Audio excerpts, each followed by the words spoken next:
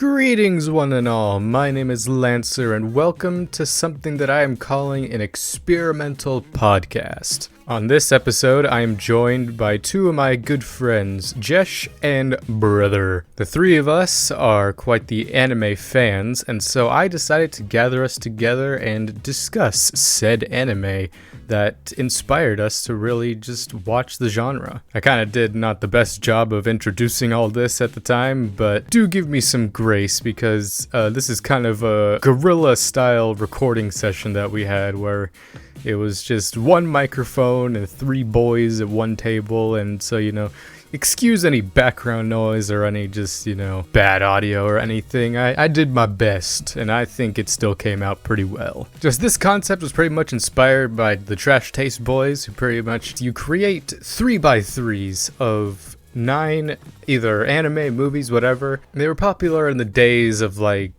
Tumblr and whatnot, where you just post like, this is my 3x3 of stuff I really like. And I decided to make it into this whole like kind of podcast thing. Don't expect this to be a week to week or even an episode 2 of this. This was just kind of a one-off thing. There might be more. Might have other boys join as we discuss other things that aren't anime. Who knows? We'll see where it goes. It's just an experiment that I wanted to do and just something just to have some fun. So that's what we're all about here. So either way, let's get into the episode. Do enjoy.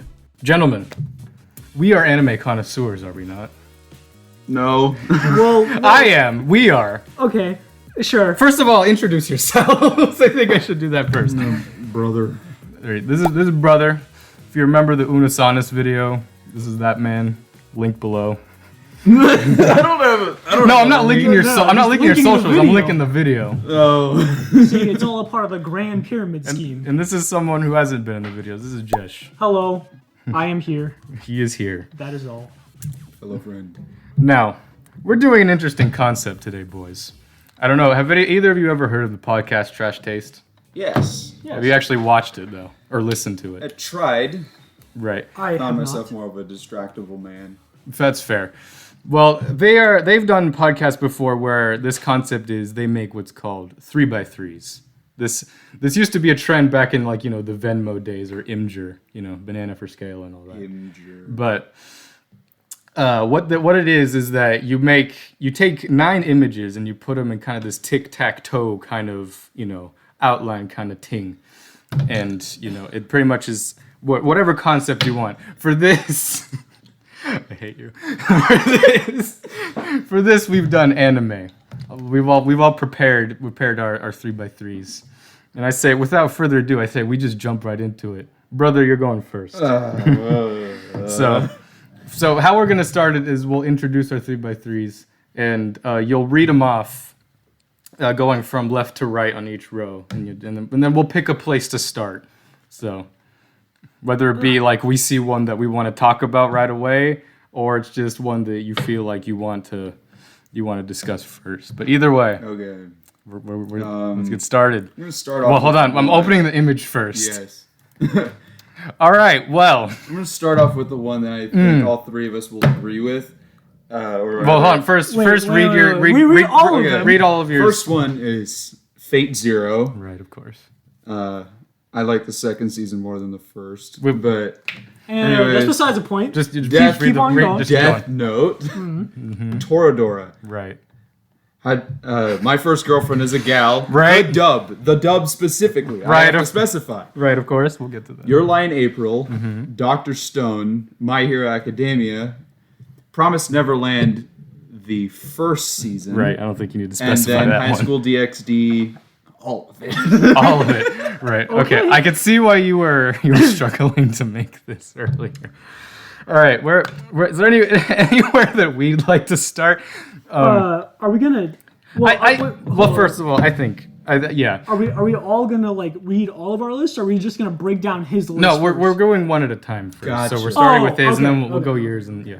I think a good place to start, because I think it's safe to assume we all have My Hero Academia on our list. Correct. Yeah. Correct. So, I think it's safe that we just start there. So I think we'll just go with. I think for each of us, we can explain personally why we put it on our list. So obviously, you can start first. Yeah. I think I've watched Jujutsu Kaisen and a lot of those other ones, and like Demon Slayer, I think like most people have, and the fight scenes are cool and all, but they don't seem to carry much weight. A lot of it is very like, oh, I'm the protagonist, so I'm gonna live kind of thing. And My Hero Academia is kind of that way, but the protagonist doesn't always win. Right. Or Deku in this case. And I think that is one of the coolest parts of it, because it really keeps you on edge. Is he actually going to win? Since it establishes, like in the first season, I believe, when they have the first tournament arc, or is that in the second season? Second Season. Whenever they have the first tournament arc, that he loses, and it's like, oh shit! It's not even in like the final fight either. It's like, that's like the fourth fight or whatever. Didn't even make it to the final fight. Not even like the like semifinals or anything. Yeah. And I think that really set the tone for a lot of it. Like, this guy isn't always going to win, which really made all of the fights that much more exciting. Like, how much farther are they going to push themselves? Is he even going to win? And plus, just in general, how cool the fights are and how long they last, I think, is perfectly timed, and the action is just out there enough to where it's like, it's not always, where's everything happening all the time, stuff going on all the time. That's just my preference, but I think it's the coolest in terms of action anime that I've watched. That's why I picked it. Yeah, I get that. So I think we'll save like our stuff later, but going off of that, I think we should knock the shonen stuff out of the way. Yeah. So where would you like to go? Because well, definitely you and I think we know that Fate Zero, like, I'm just gonna say, Fate Zero is on mine, obviously, but for you, really, why Fate Zero? Because obviously Fate Zero, I introduced you to Fate Zero, and Fate in general. I'm sorry, but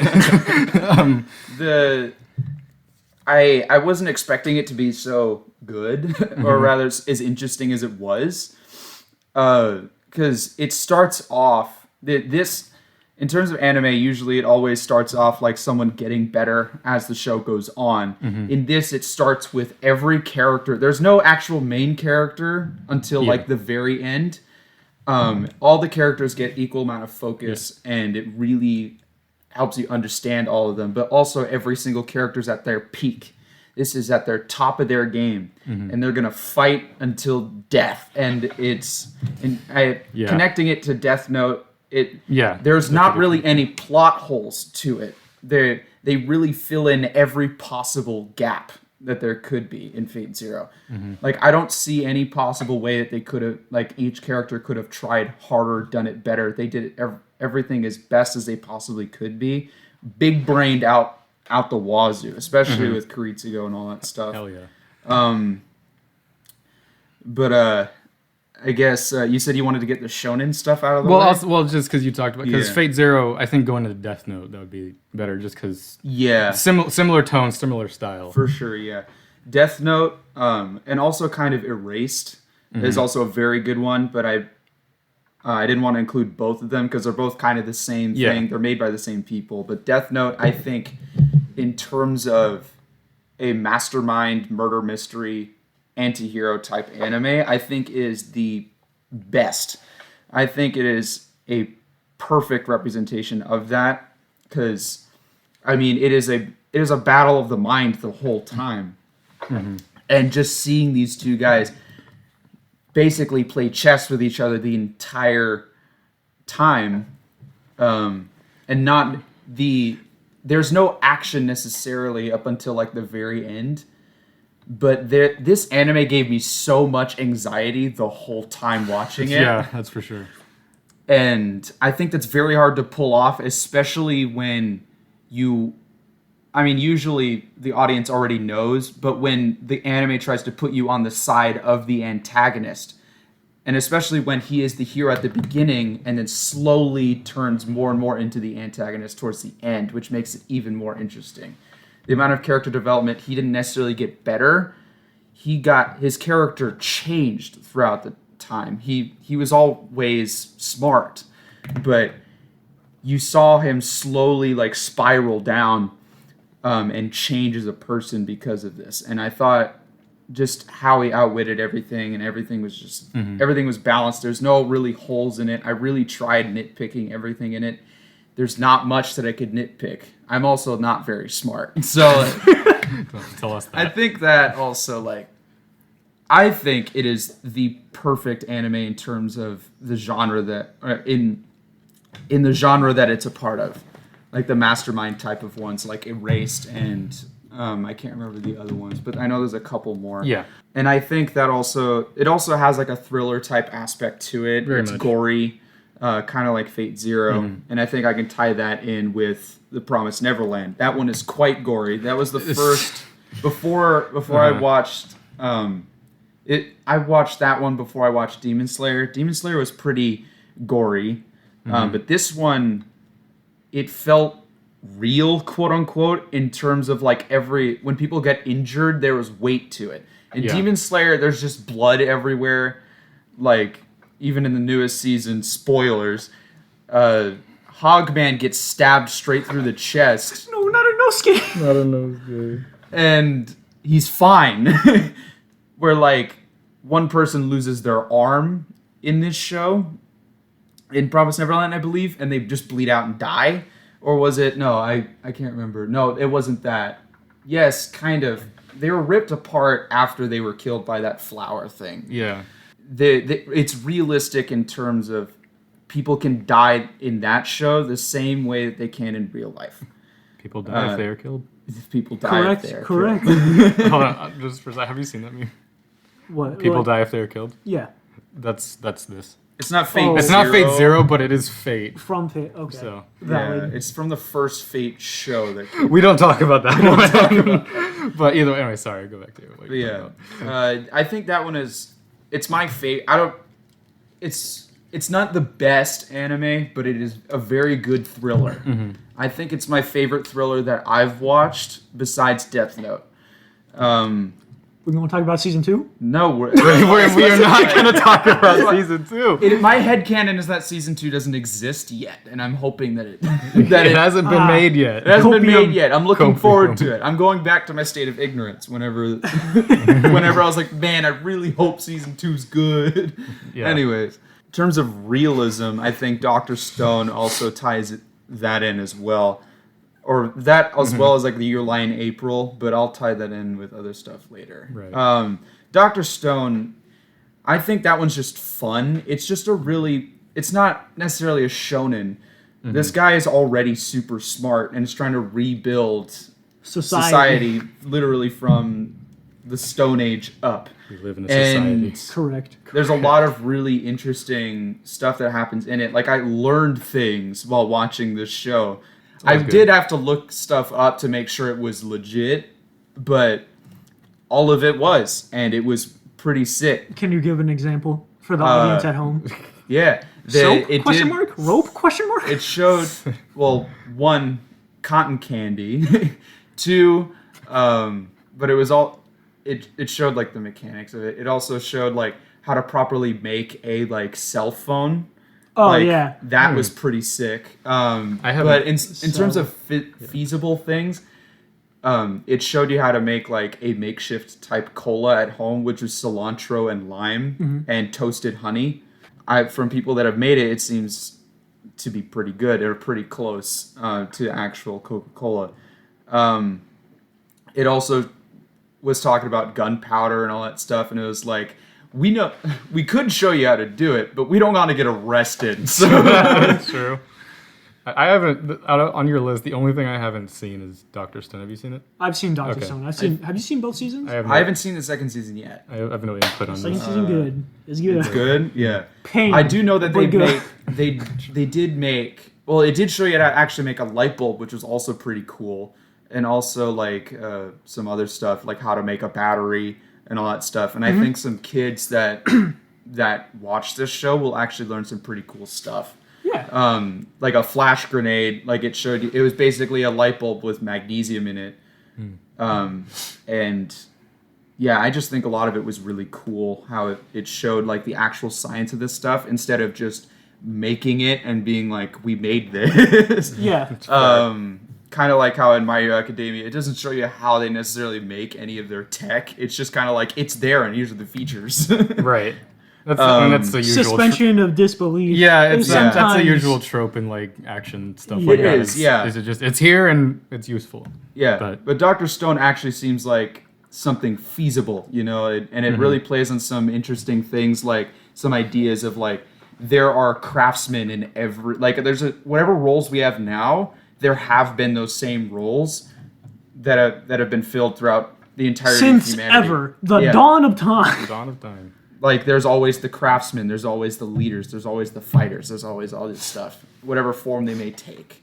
The innovators, all that stuff. There's always going to be people that search for that stuff and are going to be good at it. And I thought that was a really interesting thing that they touched on. But tying it in with realism, I can say both Toradora and Your Lie in April also kind of in that thing. I'll tie Toradora in with something else later, but Your Lie in April, I think, because I'm a very much a classical music buff. I played in orchestra and all that stuff, and I very much enjoy playing the violin, and I love listening to classical music and all that stuff. Not regularly, but when I hear it, I'm always like, "Fuck, this is good shit." Yeah. And it's not like they played anything new in this show, but the passion that the girl has for the music and trying to bring out that passion in this dude where his mom basically traumatized him and pushed him way past his limit when he was like all the way up until he was 8 years old, just playing piano to the point where he was just a robot playing the keys and instead of adding emotion to what he was playing. Yeah. And you really see them like crossing paths in terms of like what they're playing. Like this dude just ends up like underwater in some bits because he doesn't hear anything, he's just kind of playing, and then she's just full emotion, just playing what she wants to play. And I just think that passion really, you can feel it through the whole thing, even though it's just an animated show. I really do enjoy it. In terms of the classical music on Your Lie in April, because I watched it for the first time pretty recently. Also, it was the first anime that made me cry. Yeah, I didn't get there, but I did. It definitely was emotional. But when I first watched it, one of the things I took away from it was how well they, I guess, showed anxiety for like performances and whatnot. Because you and I definitely can both relate to. Just like before a performance, like just that overwhelming anxiety, but then cold sweat. Yeah, like cold sweat, just not like just right before you take that step onto a stage, and just like that's one of the best things I've taken from Your Lie in April. Also, it's a beautiful. Anime. Hell yeah! It's the art is phenomenal. It was the second anime I've ever watched. Right. I'll say that I watched. Your Lie in April after Toradora. Toradora was the first one I ever watched, and good segue, right? good segue. So Toradora, it's more of a guilty pleasure for me, but I also think it's a very good staple for the genre that it is. It's like it's school, slice of life, all that stuff, romance, all that stuff. It's the one that a lot of people end up going back to. When they talk about romance anime or school life stuff, because it's iconic, it's good, it's tasteful, quote unquote. There's some fan service in it, but I legitimately think that it's a very good romance anime. It's not necessarily believable in all cases, but I think it's fun. I think it's good for what it is, and it's a classic, and it's nostalgia for me. I will find myself going back watching this. I think I watched it about 6 times total, just because it's fun to watch. It's got that teen angst in it. It really, God, it reminds me of the worst parts of high school. But man, it's a good anime. Speaking of worst parts of high school, God's sake. Why? The segue. That was a great segue, but the two that haunt me. The Hajime to no Gal, or My First Girlfriend is a Gal, I think is the funniest anime I've ever watched. The sub is terrible by every means possible. I watched the first episode of the sub and it's terrible. The acting, the tropes, everything, awful. The dub, on the other hand, these people that did the dub, it's iconic people. I can't remember their names. You can probably put up some of their names. But iconic people that they just wanted to do this just for fun, just to dub it just because, and made up lines as they went. It was basically an improv thing. Whatever they saw, they just did it. Literally, one dude does a Yoda impression. You can put that up right now. Man, it is. It's so good. Even on my list, I shall.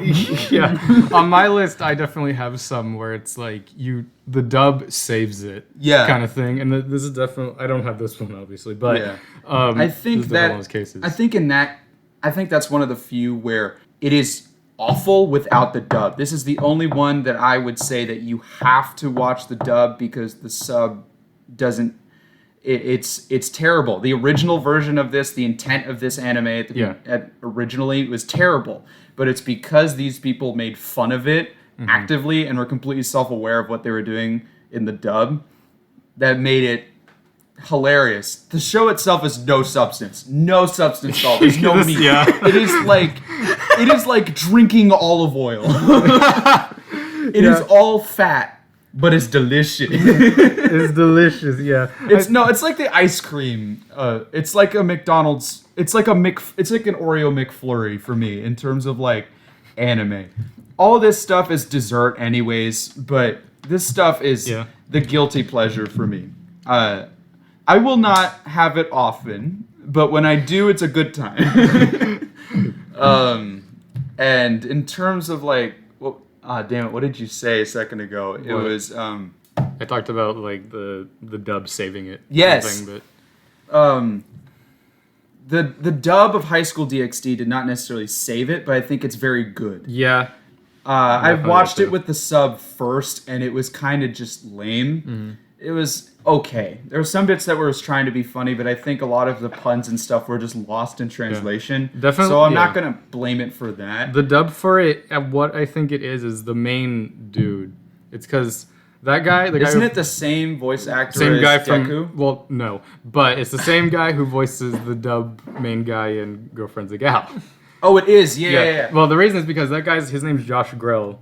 He voices a lot of those trashy, like, romance, like, high school main characters. And I love him so much for that. Like, he's one of my favorite voices because he's so... It's the same, like, for all those characters, it's the same voice, but he somehow brings a whole new life to all of those characters. Where otherwise it would just be boring stuff, but yeah. High School DxD is definitely one of those that is... It's more guilty than pleasure when watching it. Sometimes it's pleasure. Sometimes. I mean, I think everyone who's watched it can speak for that. But in terms of ecchi anime, this is as ecchi as it gets. It's the king be-all end-all of harem animes. Harem ecchi. Like that. Yes.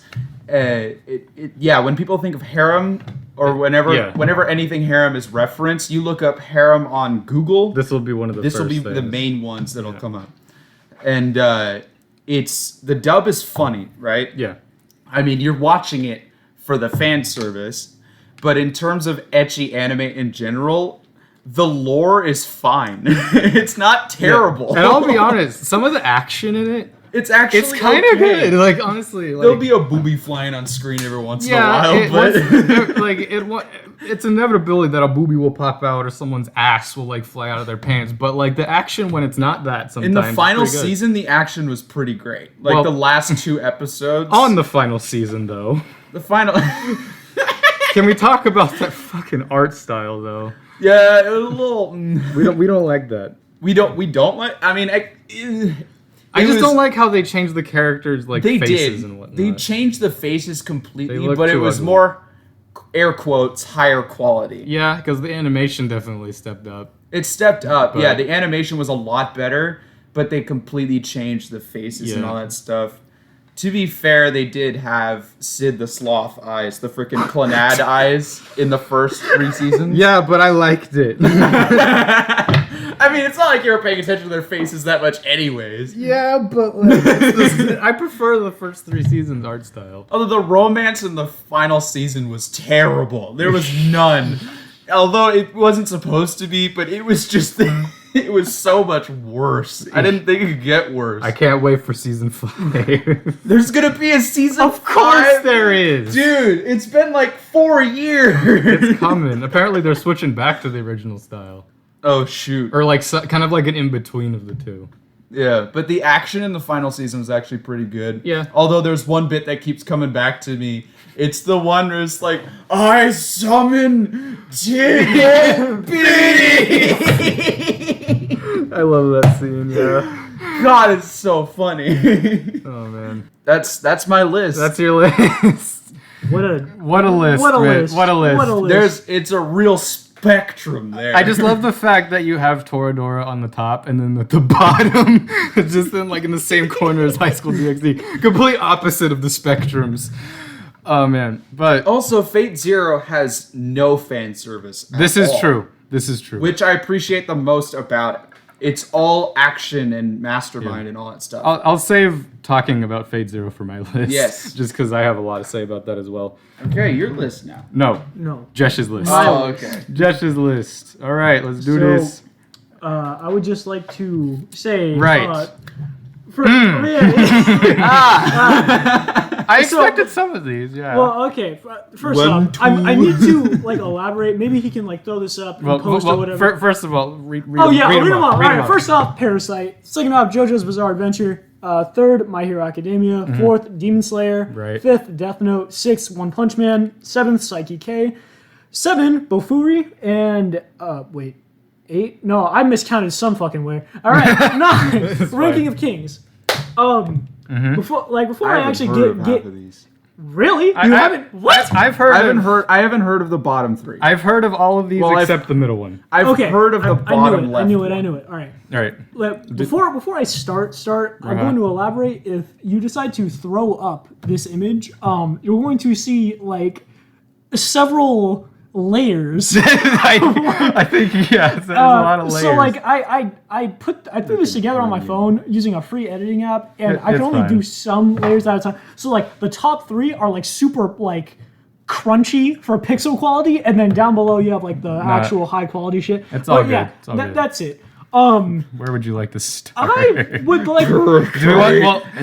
First, I think we should start with the ones that we've like. The ones that we Let's start with My Hero. Okay. Jojo looks like it's on 89.7 radio, man. Yeah, right. Parasyte's being spoken through a walkie-talkie. The Ranking of Kings is 4K. Yeah. Okay. Yeah, anyway, why My Hero for you? All right, My Hero. Because long and short of it, I just fucking love superheroes. Even before I got into anime, I just fucking love superheroes. I love Marvel, DC Comics. I just like any superhero, I'll just fucking eat that shit up. It does not matter. And then when I started getting into anime, like end of middle school, definitely early high school, and I was introduced to My Hero, I'm like, okay, I'll give it a shot and I'll check it out. And then it got me in a fucking death grip and could not, and it hasn't let me go since. I think all of us can agree on that one. Like, My Hero, people have their gripes with it, like, Deku's a crybaby. Yeah. Like, for me, I'm taking a big ol' inhale, like industry grade dose of copium right now and saying, who the fuck cares? Yeah. He's a crybaby, but like, maybe it's like currently a trend because now I think about like fucking Tanjiro from Demon Slayer. No, I was just about to say it's just like you want to talk about crying and main characters, bro. Oh god, that might be. We'll get there. Actually, hold on, wait a minute. What? Shit, there's 3 on the list that are like crybabies on this list. Yeah, people go for All Might and Deku, but they stay for Dragon Lady. Out of all of the characters, she's so many seasons later though. No, they stay for the fan service of like Mount Lady, if anything. Mount Lady, Acid Lady. I'm here for the fan service in the action sense. The girl that makes stuff with her fat. Oh, okay. Right. Yeah. Anyway. Yeah, okay. Well, I mean, like, you have the whole bit of like, fan service or whatever. But, like, no. I'm here for the action. I'm here to see growth and development of our heroes. Hell yeah. And, like, in Classmates, there's some good, like, interpersonal relationships in regards to, like, Deku and Bakugo. They're not gay. I don't know why everyone shits them. They're not gay. Mainly Bakugo, because he's like the male tsundere of the whole thing. I mean, I guess, but still, that doesn't make any sense. Like, okay, well, whatever. That's an entirely different debate. We're not here to discuss yaoi. Don't forget the invisible girl that they always... Don't worry about it. I'm not going to talk about that. I'm not trying to act up right now. We already got past the fan service bit. What we are talking about right now is just talking about the growth. Like, obviously, early on in the seasons, Bakugo just fucking hates Deku. Yeah. And then you come to realize his, like, there's growth. There's actual growth there. You're like, yay, they're friends now. People are just like, make them fuck on screen. I'm like, God, I just want to... We're not here I'm not for here for yaoi, that. bro. We're I'm here for action. Please, character. I want to, and then, like, you have a bunch of different scenes with All Might. You have All Might, like, losing his power, and then you have, like, Deku slowly coming into the mantle of, like, becoming a true hero, and then you have, like, the growth of, like, some of the other characters, like Endeavor. However, I'm not going to go on to Endeavor yet. I'm going to leave that for our main man who is hosting this podcast Right, of course. later on. I just got to say, love damn near every single one of these characters. All of the villains. Yeah, the villains, man. Most of the villains, Yeah. have really good motivation. Stain, Peak. Some of the villains afterwards, not so much Peak. Oh, I don't know, bro. After the recent season, like, Shigaraki has taken, like, a new mantle kind Oh of no, thing. Shigaraki, like new Shigaraki, Like, new Shigaraki, yeah. Oh, yeah. Peak. But I'm talking like some like No, definitely early on, though. like Dr. Doofenshmirtz head ass. I love that arc for like what it does for like the villains, but like god damn, that's so, like Oh, yeah. whatever. Also, Split. Destro. What was Split? What was his name? The Deadpool Twice? Oh, yeah, Split. Twice. This man said the movie we were just like Split. Split. But yeah, Twice is for that arc for Twice as well. Yeah. That's pretty Good good. shit. Oh, yeah. Also, the whole thing with, what's her name? Momo? What? What? What are you talking about? The blood Yeah. chick? Oh, Toga. Toga. Momo Yeah. is the fat creation. That's her. Yeah, she's Okay. yeah. Yeah, gotcha. Yeah, but yeah, I'll talk more about like villains and stuff like for me as when well. he But gets yeah, Yeah. for you personally, anything else on My Hero? On My Hero, nah. Personally, my favorite character from My Hero is honestly Deku. Yeah. Because I'm a basic bitch, and Right, most of like the In, animes in, I thi- watch. in this case, it's fine. I like people who say Deku is their favorite hero. It's like, you know what? Respect. Yeah. for most Especially of like his new powers and stuff. Those are pretty sick. valid. Very valid. Most of like most of the shit I watch, my favorite character is usually the protagonist. But so I mean, Yeah. I guess. No, all right, that's In fair. the movies, those are pretty sick. Deku, like what Deku does in the movies. Yeah, the movies for sure. Correct. Check out my All movie right. reviews.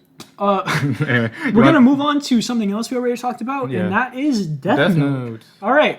What brother mentioned earlier about about Death Note, I am in total and utter agreement. That shit really stuck out, didn't it? Masterpiece. I'm gonna say, Two, baby.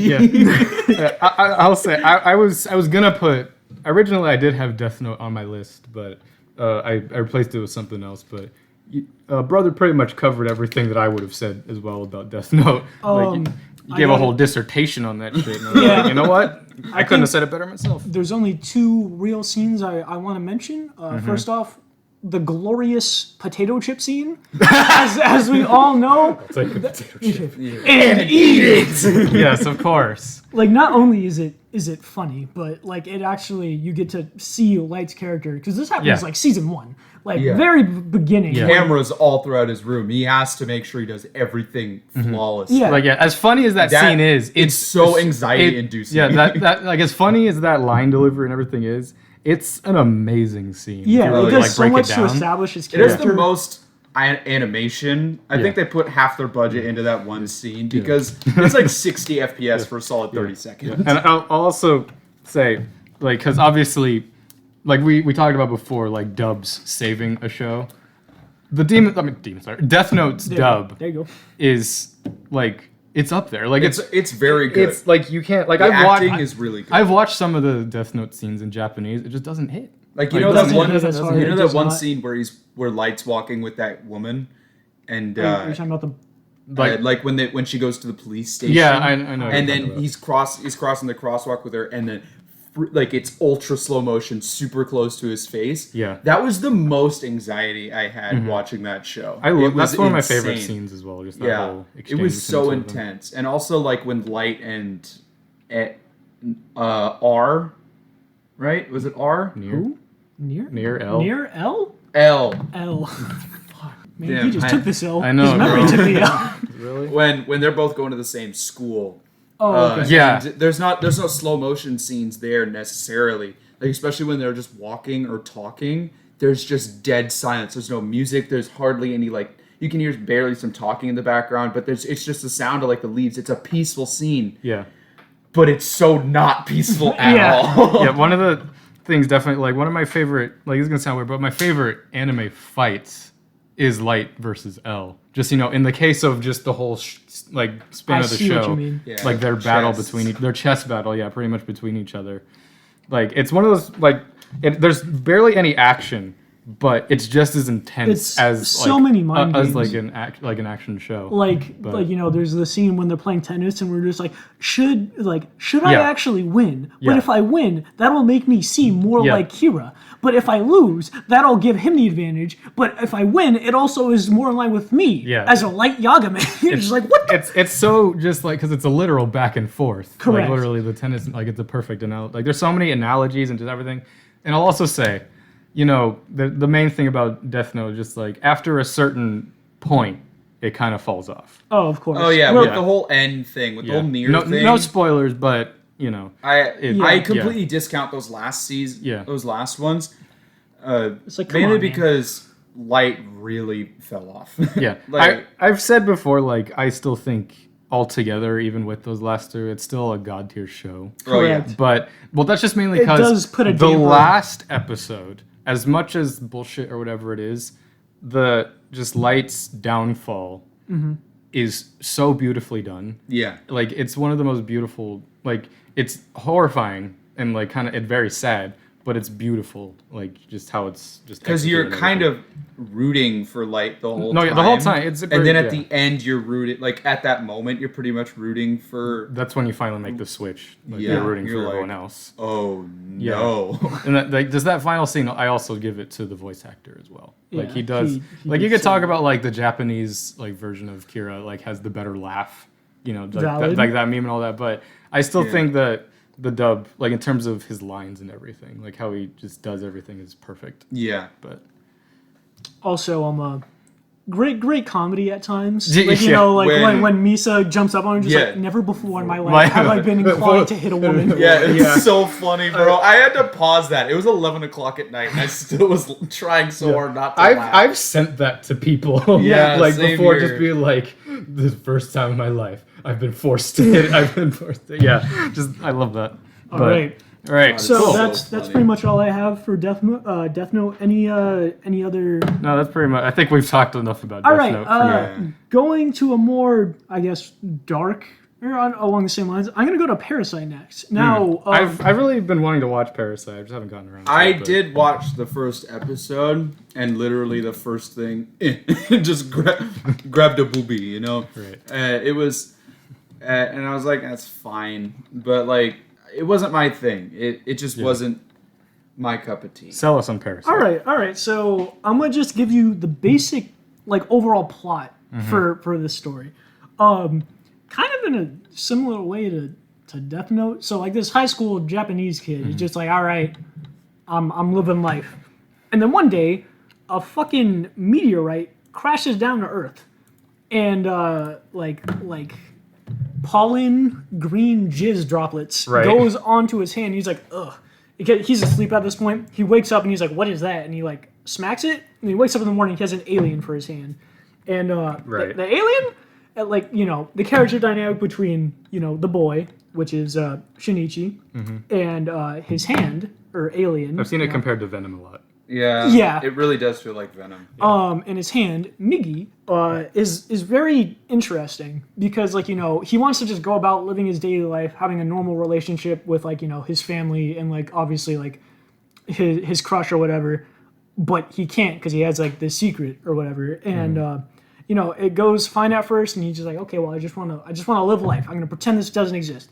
That doesn't go so well. So he there's a lot of back and forth, and then eventually more parasites, like the alien creatures that are infected everybody, they come and they're like destroying shit, and there's like the downfall of society at one point. And it's good. And like the character, he goes from like this meek bitch soy boy to like an actual like strong character that. Oh really? Yeah. So he becomes like a superhero type thing? No, Anti-hero? I'm not gonna go Or say not even hero at all. not even that. He just Superhuman? yeah.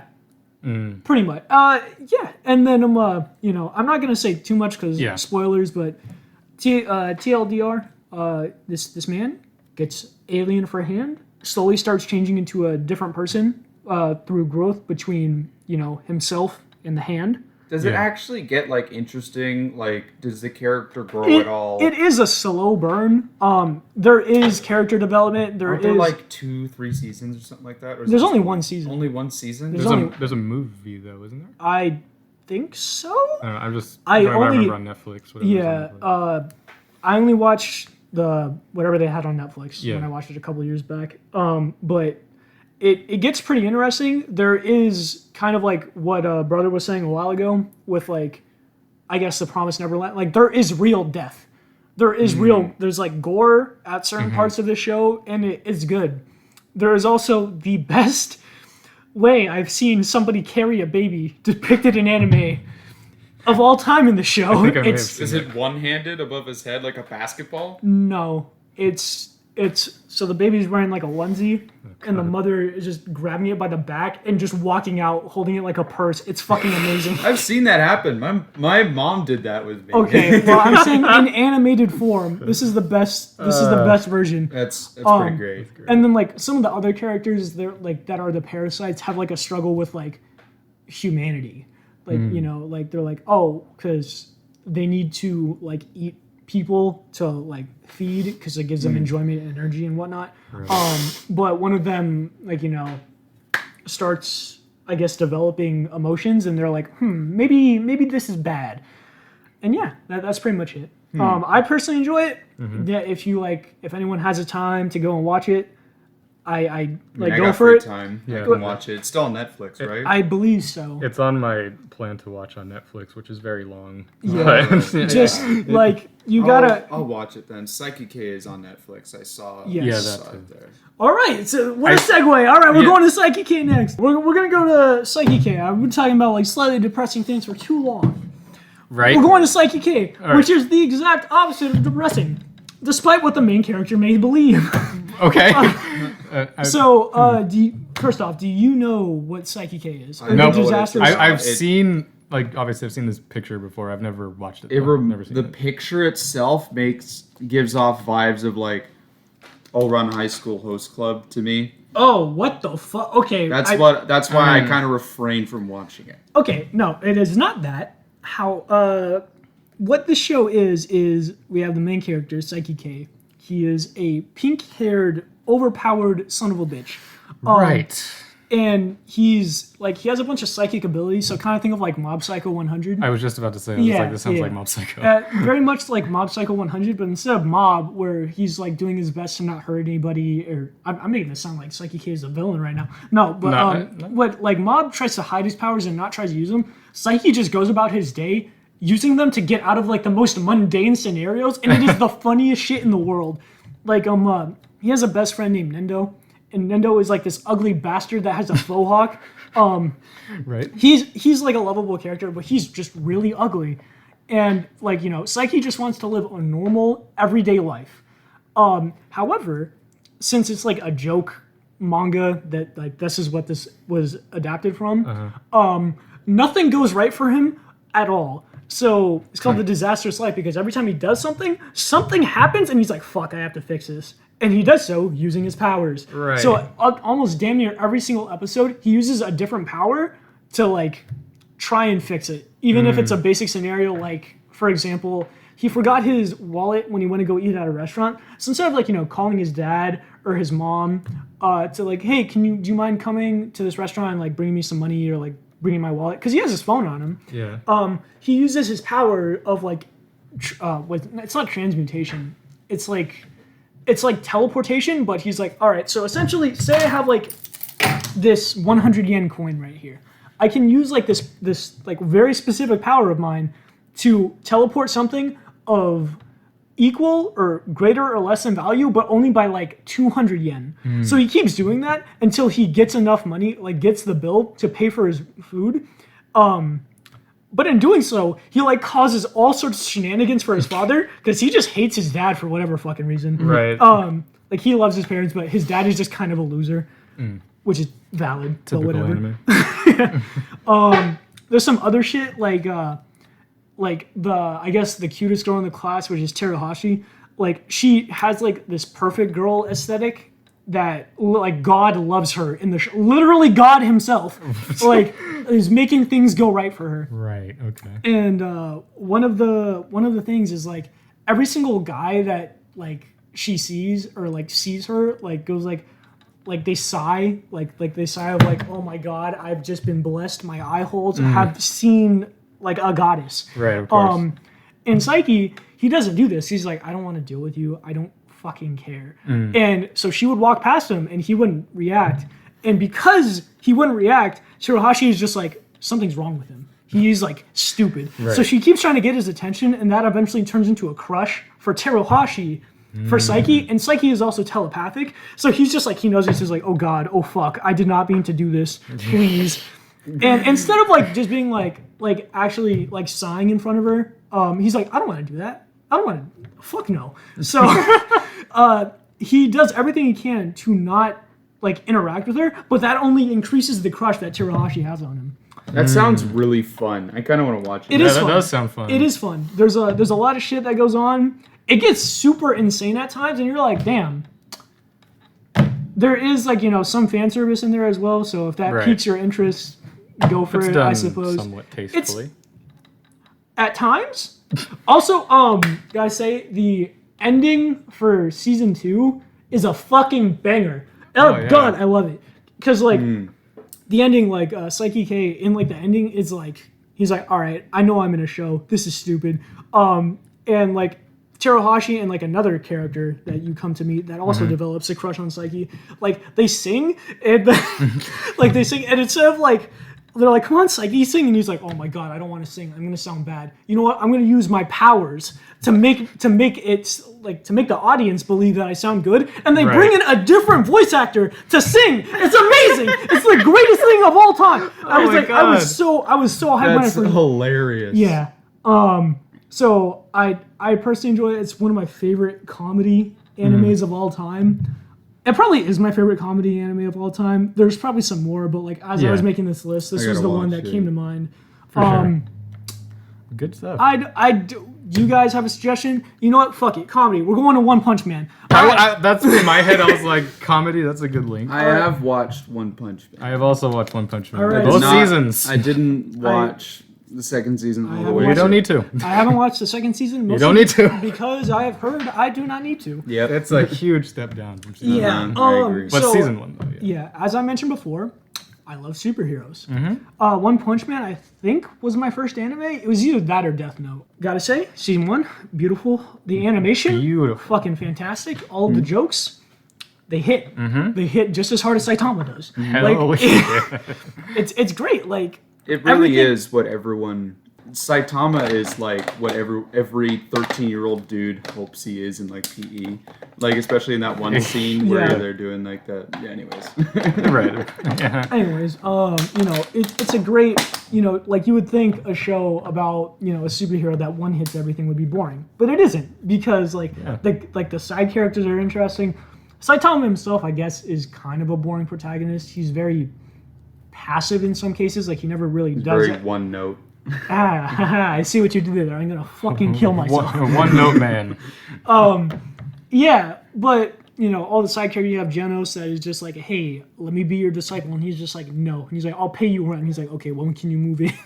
Right. Like very, very much like that. It's very good. Also, just some of the interact, because like now that I think about it, most of the time, like Saitama himself doesn't really interact with people. It's like all the side characters that are really interacting with each other. Bicycle Man. Bicycle Oh my Man. god. Probably the most emotion I have ever felt upon watching a cartoon. It's so funny. He does everything. He does everything to stop Sea King, and then it's all for naught. But he inspired everybody. Yeah. And then gets deleted, and then everyone is just like, oh, we're all gonna die. Sad. And then Saitama just comes out of nowhere, deleted Sea King. And then everyone immediately is like, witch. Yeah. Oh my god. That's pretty much all I have to really say. Would you like to add anything? I mean, I don't have that much emotional attachment to One Punch Man. It's like potato chips in terms of anime. You kind of just consume them, but it doesn't make you full. It's kind of just it's cool. Season 1, when I finished it, I was like, yeah, that was absolutely amazing. And I still listen to the One Punch. I have that song on Beat Saber. Oh hell yeah, well definitely. I still listen to that every once in a while, but I mean, just after season 2, I just why do I bother? Sorry. So after season 2, it's just kind of sad. Yeah, I just kind of sad. I was it's really boring. Because I actually really like Garo as a villain. I think he's cool. It's just the way it just mainly is the animation step down for season 2. It's just it doesn't. I mean, have that everyone magic kind of. anymore. A lot of the people that did watch it mainly talk about Green Girl because she's superpower girl, and then there's also the Water Boy. Are you talking about Tornado? Yeah, her. Oh, okay. I'll sit on your face if you win. Valid. Yeah, that one. Yeah, that one. Dude, that cyborg guy is friggin' awesome. I love Genos. Genos definitely. Genos is awesome, but I think he could have probably, because Saitama is still human. He's just strong.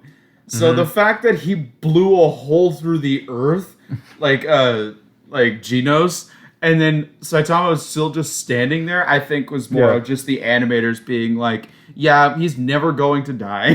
Pretty much, yeah. Even though Genos is probably just as powerful, if not slightly more, because he wields fire. But, One Punch Man, good. I respect your opinion. Especially the flying spaceship. That was pretty funny.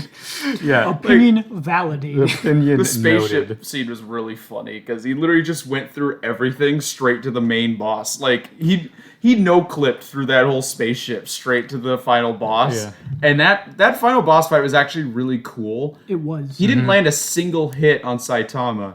But Saitama was that was the only time he was actually angry when fighting somebody. Serious punch. He was serious consecutive punches. Because he was just taking all of them. He had maximum defense and also almost maximum offense, but he couldn't penetrate One Punch Man. And I'll just say, he still can't beat Goku. I mean, that's a whole joke. nother rant. I know. That's a whole nother rant. And I'm not saying that because I'm biased to Dragon Ball. I'm saying that because it's Cap. Either way. All right. Well, I mean, he is a Saiyan, and then One Punch Man is a human. This is still my list. That's true. We're Sorry. All right. So, All right. Either way. All right. Overall, what would give a TLDR of One Punch Man in your own words? We just did. We just did. Oh yeah, never mind. We don't need to talk about One Punch Man anymore. All right. Okay. What else we got? Oh, you said overhaul from My Hero, right? Yeah. That's what all right. So we're gonna go to Jojo. Hell yeah. Because the overhaul, his power is actually very similar to the Part 4 protagonist, Really? Josuke. Yeah, very Touches things and explodes. I mean, Rearranges matter. yeah, he rearranges matter in whatever way he sees fit. Damn. There is no By point- standing. correct. Stand. Stando. All right. So I'm gonna JoJo is probably my favorite anime of all time. Right. Of course. I'll beat you with the power of my stand. What? Everyone has their idea of JoJo if they're in the anime community. If you're in it, you're like, all right, cool. This is fucking gay. And then if you're not in it, you're like, this is also fucking gay. Yeah. But if you're in it, this is fucking gay and I love it. So all right. Anyways, moving on. Well, hold on. Well, I'll say it's just I feel that one is your guilty pleasure, pretty much. This is not guilty I don't pleasure. think JoJo's should be a guilty No, it's a pleasure. good show. Yeah, it's like I've never watched JoJo, but like I know enough about it. But like it's fucking great. I'll get to it eventually. I've said that for years. Is it kind of just like a walking punchline? What? No. Like there are serious beats in the show. Really? Yeah. It's one of those where it's like there's times where it's extra. This is for the normies in the audience. I'm defending. I've never watched it, but like, I know enough about to be. It's like JoJo. It's like the action complements everything else pretty much. It's Really? like it's very flamboyant at Correct. times. It's very flamboyant, but it serves the cherry scene. Yeah, but it's one of those shows where it's like you can see all these memes about it, but it doesn't spoil it. Yeah. It's one of those things where it's like you have no context. There could be spoilers to it. I thought it was like Seinfeld where random stuff happened all the time. No. I mean, it's one of those things where it's split up into parts. Yeah. So like okay, I'm gonna say this because like I've read. Parts just seasons? Yeah, but it doesn't Yes! follow the same characters most of the time. Okay, well, Okay. there's this whole entire wormhole that I'm going to do if I have to explain the entire Yeah, JoJo. I don't think we No. should.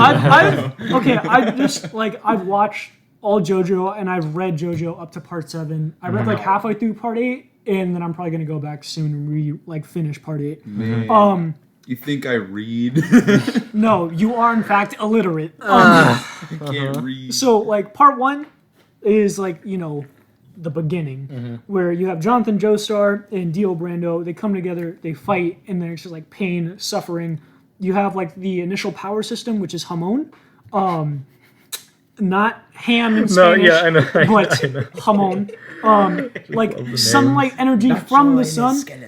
And then part 2, more of the same, more Hamon, just with Joestar. And also the stands are named after like classic bands or like musical That's groups and part stuff like that. 4 when that got really introduced. Well, but yeah, for like when the stands really become like a big Part of the 3 story. is when stands were actually introduced. If you want to read the manga, the first use of a stand was actually in part 2, but it was a hat stand by Joseph Joestar. I could just see Brother's brain. It's just like those were words. All right, so part 3 stands were introduced. They were initially like, all right, these are named after tarot cards. And then after they ran out of tarot cards, they were like, fuck it, we're using Egyptian gods now. And like, okay. This is Yu-Gi-Oh now. And then part 4 Moon came Knight. along, and then it was like, all right, we're using classic bands because like fucking Araki, the creator of JoJo, was like, I need to flex everyone my Spotify playlist. Yeah, that's Oh my god. I need a new stand. Scrolls through Spotify playlist. Goofy Goober. Dr. Dre. I think one of my favorite stand, but probably my favorite stand name that came out of part 8 was Doggy Style from named after the Snoop Dogg song by the same name. Right. Oh, really? Yeah, Okay. no, it's like actually a thing. But yeah, I love JoJo. I love the power system. Hamon is great. I like Spin better, but that's an entirely different topic and an entirely different debate. Right, of course. Out of the most current JoJo's, part 5, I love Giorno the best.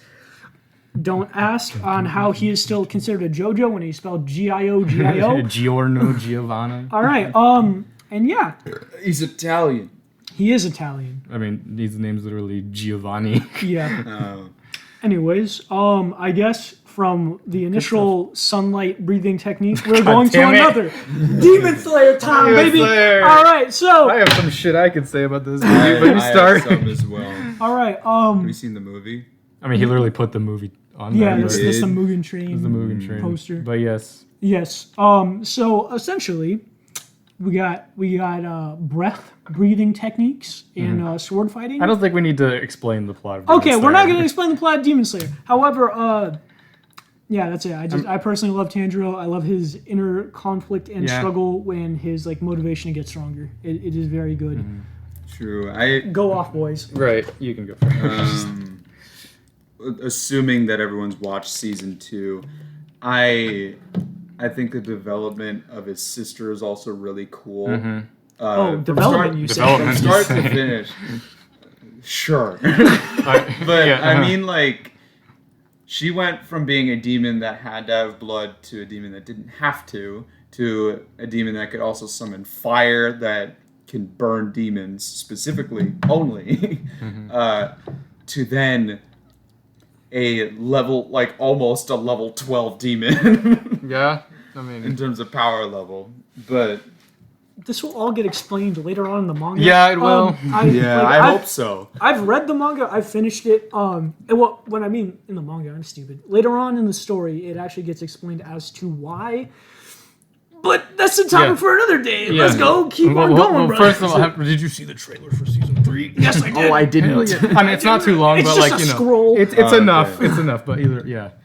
The it's all pretty tropey in my opinion, but I like it still. Yeah, I'll say this about Demon Slayer. It's Animation.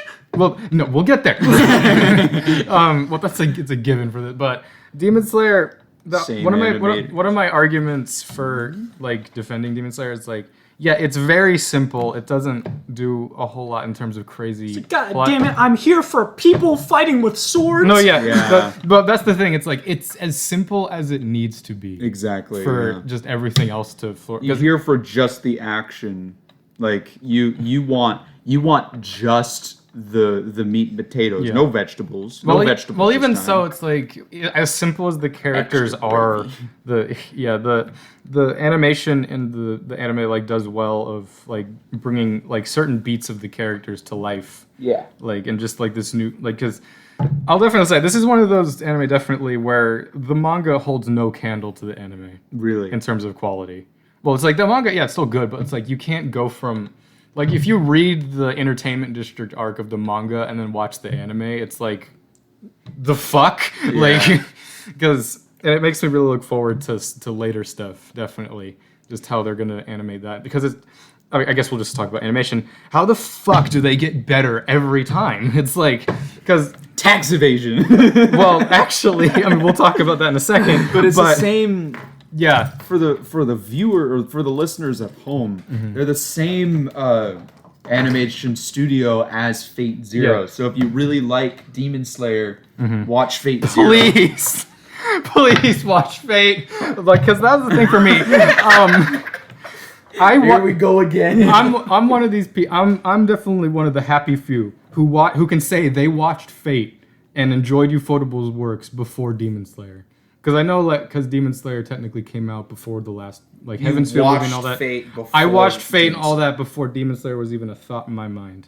So, like, I've seen the true progression of Ufotable's animation from literally Fate Zero, because Fate Zero was like the third thing that Ufotable ever did. Like, Fate Zero is 10 years old, but it's a child. Like, obviously, it's kind of aged a little bit. It's again. A lolly. Don't. It's only aged in the sense that we now have Demon Slayer and later Fate stuff to compare Fate Zero to in terms of animation quality. I still think it's the best in terms of story and everything. But the animation in Demon Slayer, like it sets a bar and then it just keeps setting its own bar in terms of shows. To the point where it's now kind of hard to enjoy new shows when it comes to animation because it's like you're always comparing it to something new. But on the flip side of that coin, it makes me appreciate anime and whatnot who actually put good amount of effort into their animation. Yeah. It's made me appreciate certain ones a lot more, like in certain animation studios who aren't Ufotable. School DxD. That's a different kind of appreciation. I'm kidding. But yeah, Demon Slayer. I mean, this is your list, sorry. No. Go off. I mean, because in terms of this story, like I've going from the first season and then the Mugen Train movie, like after just watching that, I was like, you know what? Yeah, it's good, but I would still say maybe not S tier, A tier kind of show. But then the second season happened, and I was like, you know what? Maybe it is S tier, but I'd say it's still A tier for me. Well, yeah, I mean, I'm just saying. There's a certain point where you almost drown in gravy. Like, there's a point where it's too much, where it's just all action, no breaks. It can be good, and I think it was good. But in my opinion, I think it was a little too much. Well, you're wrong. It's as simple as that. I'll say the second season, like, that was for me where it was like, because after the second season came out, I was like, all right, I'm going all in, and I read the manga. But just after the second season, what I needed to be like, you know what? Who cares? Like, I'm watching this because it gets me hype as hell.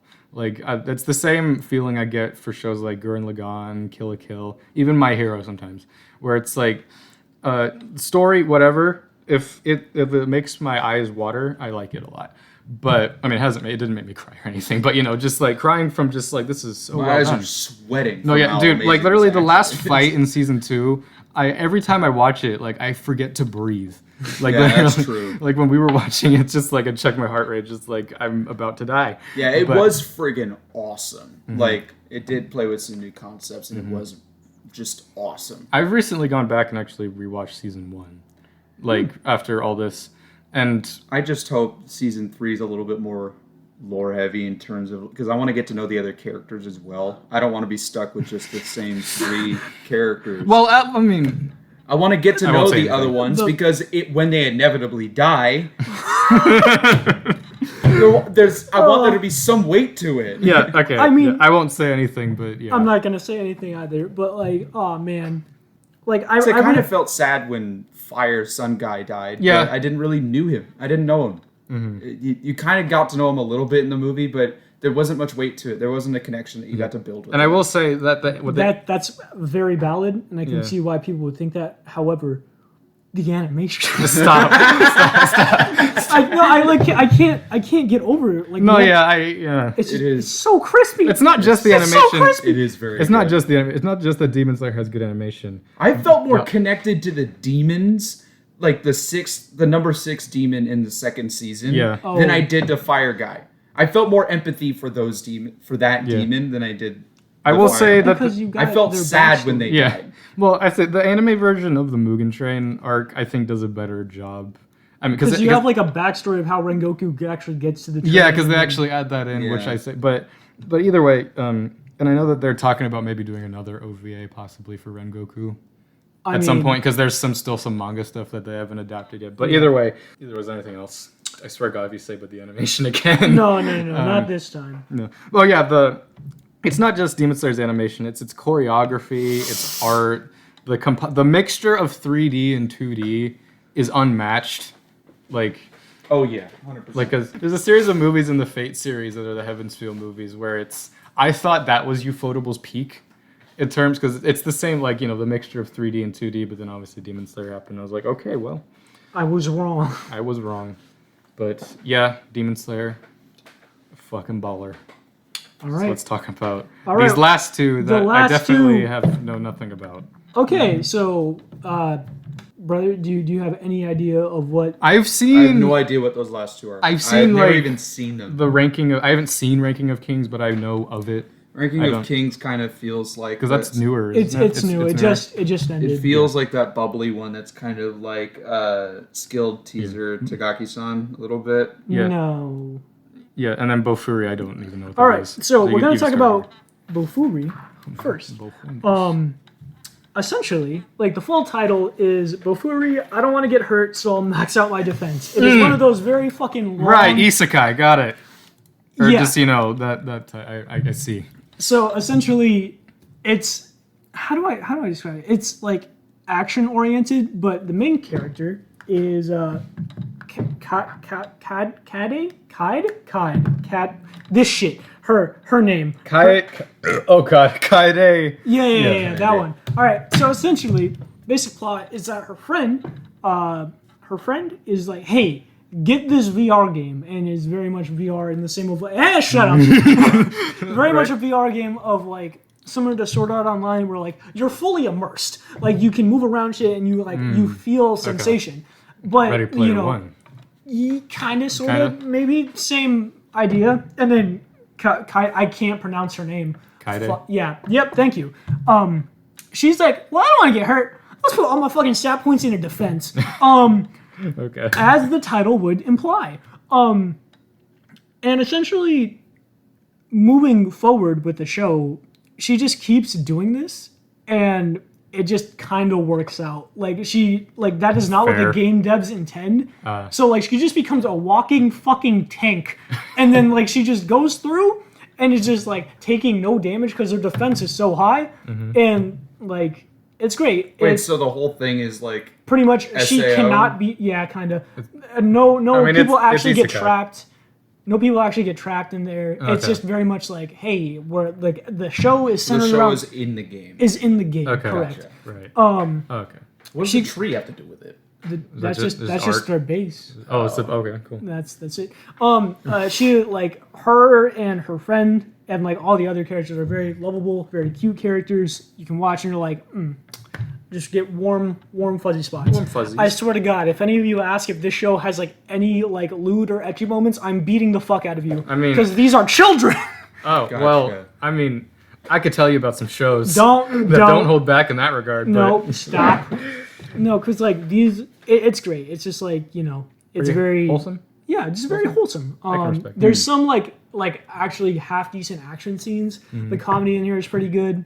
I put this on my list because I So just is it like finished. Genshin Impact the anime? I don't. They are making anime eventually. Okay. Really? well, I mean, Eventually. I mean, but what is it? Is they're just kind of exploring and Yeah. meeting new people? because it's like considered a new game, so they're going through and like they establish a guild and whatnot, and they're like trying to get up in the ranks. No game, no life, but they were always in the game, right? Kind of thing. No, Okay, I tried.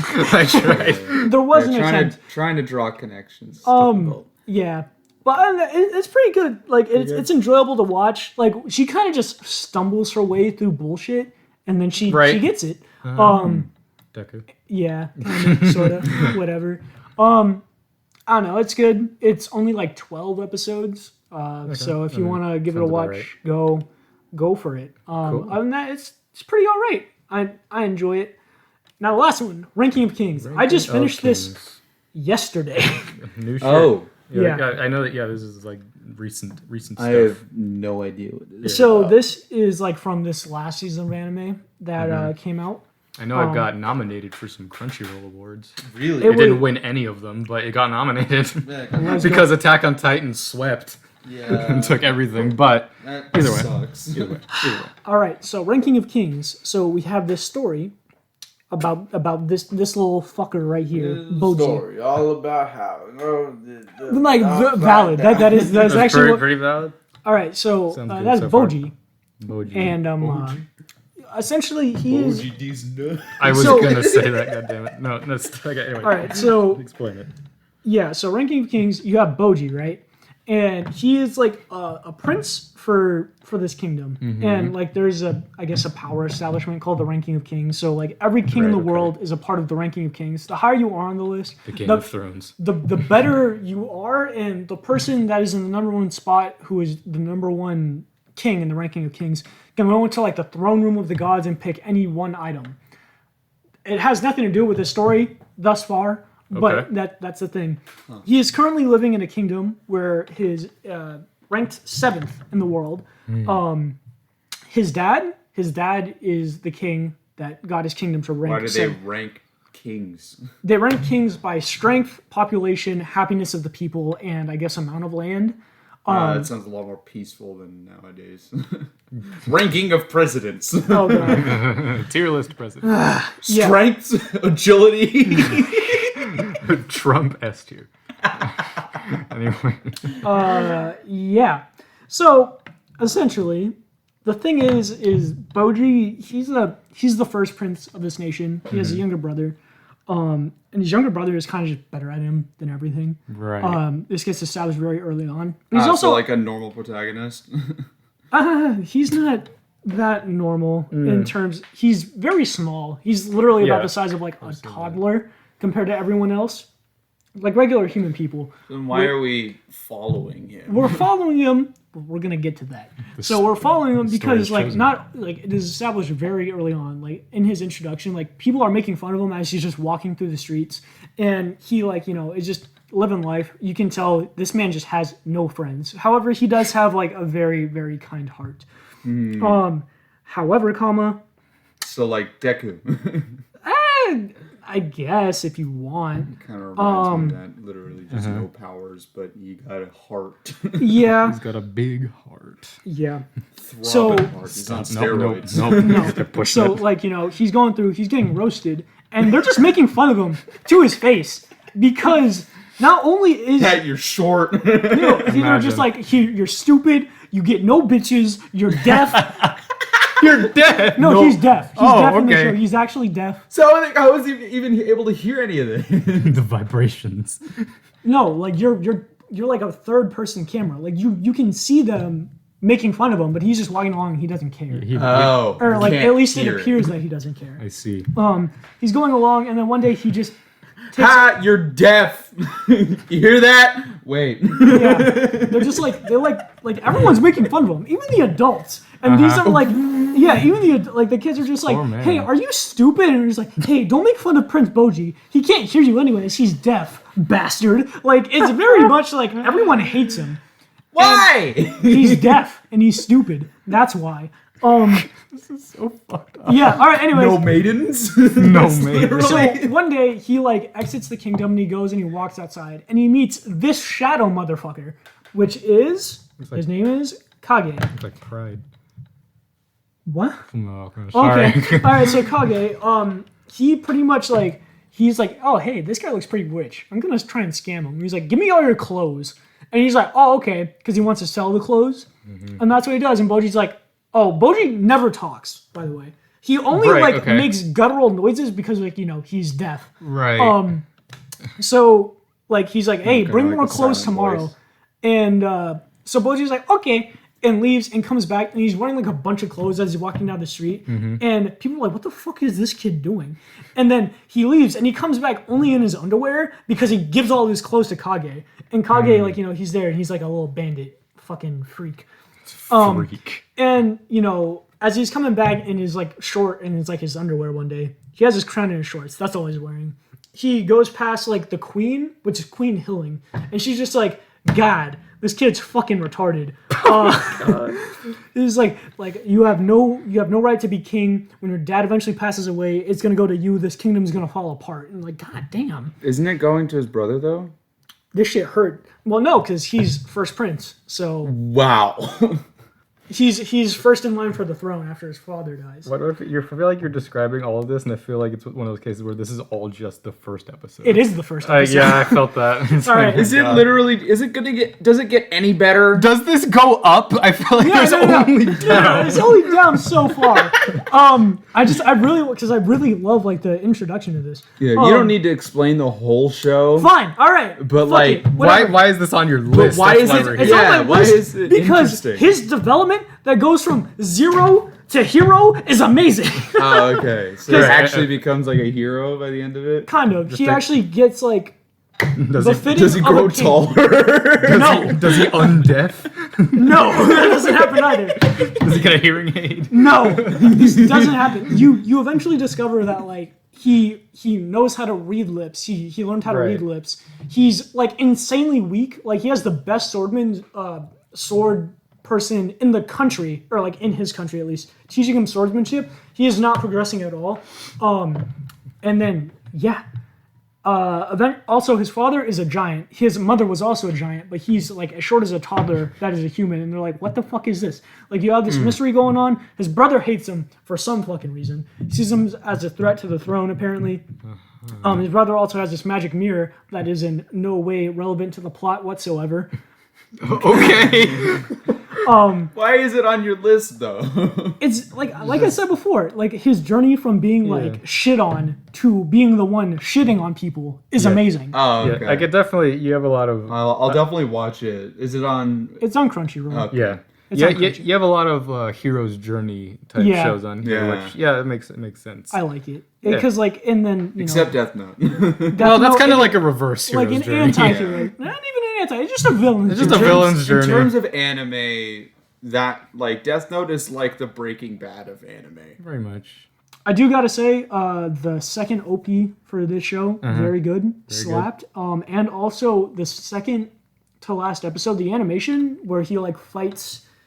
He fights somebody. The animation goes off.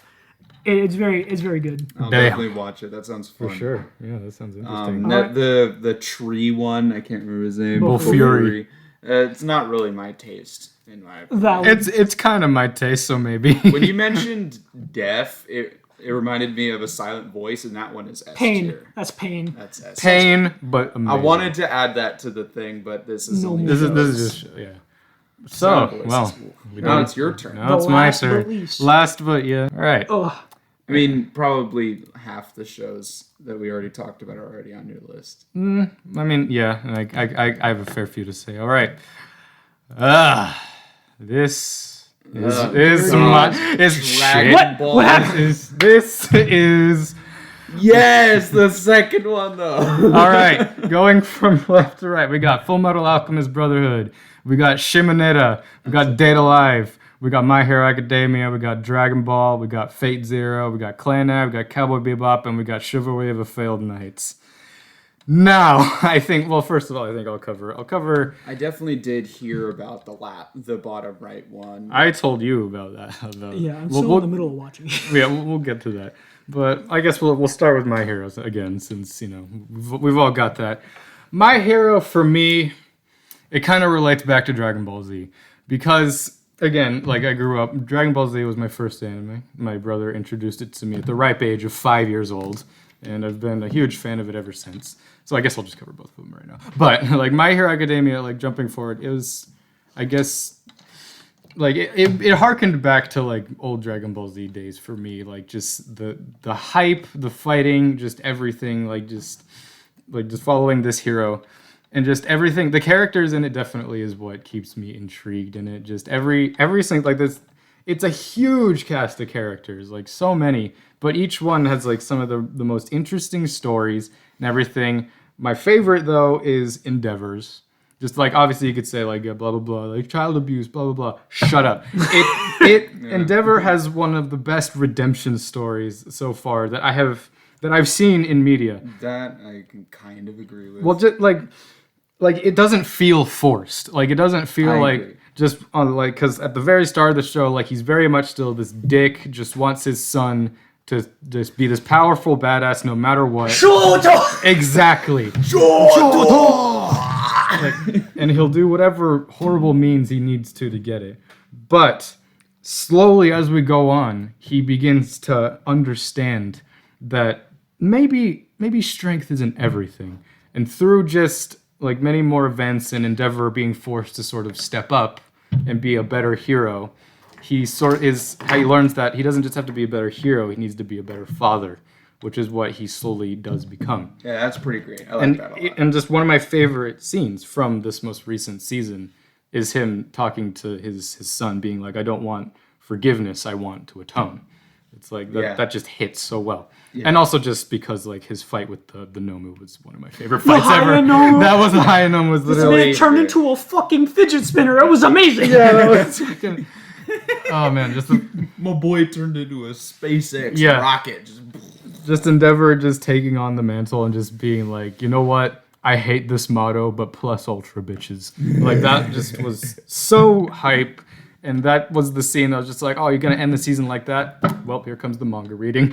So that's where that went for me.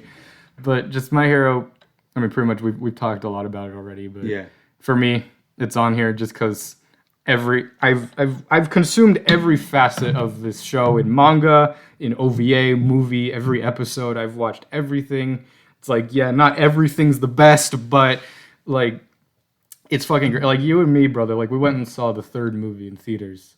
Oh yeah. Like it's just so amazing being in a crowd of people who just understand like this, like just get as hype as you do. Because I told you, I went and saw the third Fate movie in theaters. Yeah. That shit was dead quiet. And it was also like me and like maybe 6 other people. But in the My Hero one, there were some pretty cringe people in the audience. But it's expected. But even so, it didn't take away when the hype moments were hype. And that's just the thing. It's like for me, a lot of this stuff is like hype. Hype is one of the biggest things for me. Like I didn't put Gurren Lagann on this list, but it probably would be an honorable mention. In terms of shonen, do you think this one's the best? No. Well, do you see what's in the middle? For me personally, he's very biased. In terms of shonen specifically. Well, I mean, Dragon Ball is shonen. Dragon Ball is shonen? It's the epitome of shonen. That's like the baseline, my guy. We don't have any of these other shonen without this. I'll talk about that in a second. Okay. But in terms of recent era shonen, because I've seen a lot of like posts and stuff where it's like the old school shonen, like the trio of like Dragon Ball Z, Naruto, Bleach. That was like old school, and then like newer school or like newish was kind of like Fullmetal Alchemist, like kind of those type of shows, and then the newest age is like Demon Slayer, My Hero, and like Attack on Titan, Jujutsu Kaisen, like all that stuff. In terms of new stuff, I'd say yes, it's the best shonen. It's for me personally, it's not the best shonen. That goes to Dragon Ball Z, obviously, but it definitely is. I'd say my third favorite anime of all time, definitely. So, but I'd say going off of that, I'm just gonna cover. Well, I would do Fate. I'll say Fate Zero. Just going off of My Hero, I think that it'd be good to go to Dragon Ball Z. Now, in recent times, I have learned to kind of move back my rose-tinted nostalgia goggles for Dragon Ball Z and learn that's like, yes, it's not the best show, but goddamn is it the best show. Because Dragon Ball Z, you could say, because I almost refuse to watch it. Why? Because it's oh my god, everyone talks about it so much. I'm like, ah. But here's the thing about Dragon Ball Z: if Dragon Ball Z never existed, none of these other things would exist either, or at least they wouldn't have a lot of key stuff. Because a lot of My Hero's fighting definitely, and it's been admitted that it's been inspired by Dragon Ball Z, just how the way it's done. But it's not just the fighting for Z, even though that's literally the point of Dragon Ball is just the good fighting. But it's just because like not just Dragon Ball Z, even though I have the nostalgia for it, it's like the original Dragon Ball and then Dragon Ball Super, not GT, it's fucking trash. But and just all the other like movies and whatnot, it's just a good story. Like Goku, obviously he's not like you can say he's he's a boring protagonist.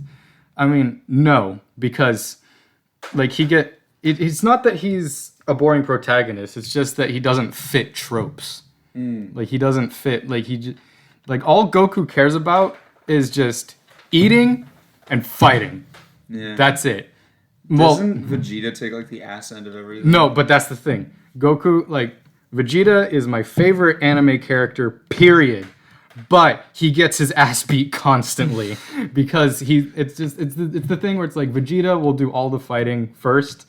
And then just to like show what the enemy's capable of, and then Goku will come in and wash the dude. Most of the time. Well, not most of the time, some of the times. Which is why I'm still waiting for that holy day when Vegeta finally defeats a main villain.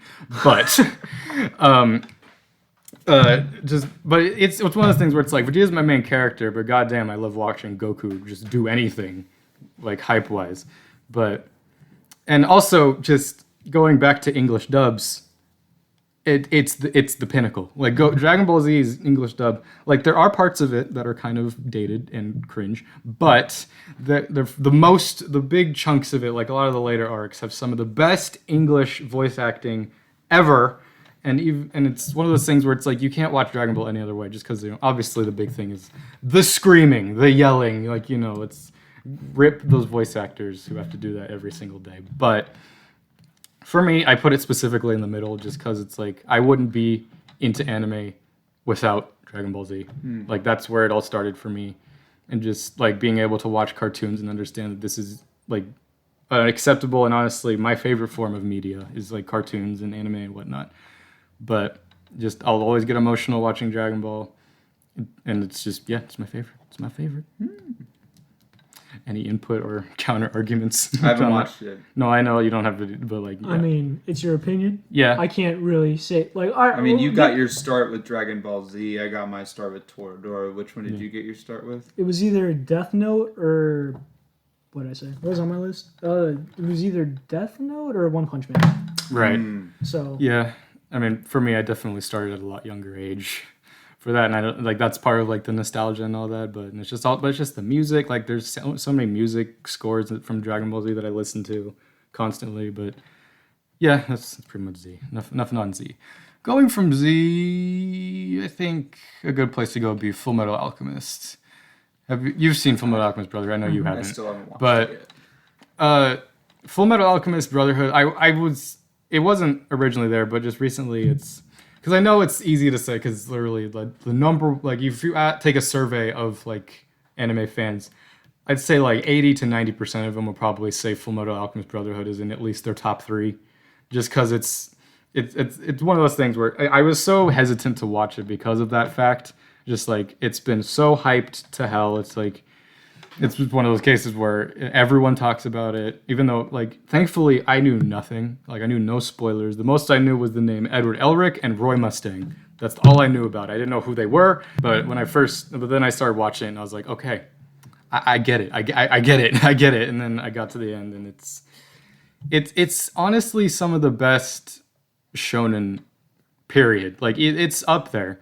Like it's not my favorite. Like I still have much more tie to obviously Dragon Ball and My Hero and whatnot, but Fullmetal Alchemist definitely earned its spot just because it's mainly the characters. The characters are so good.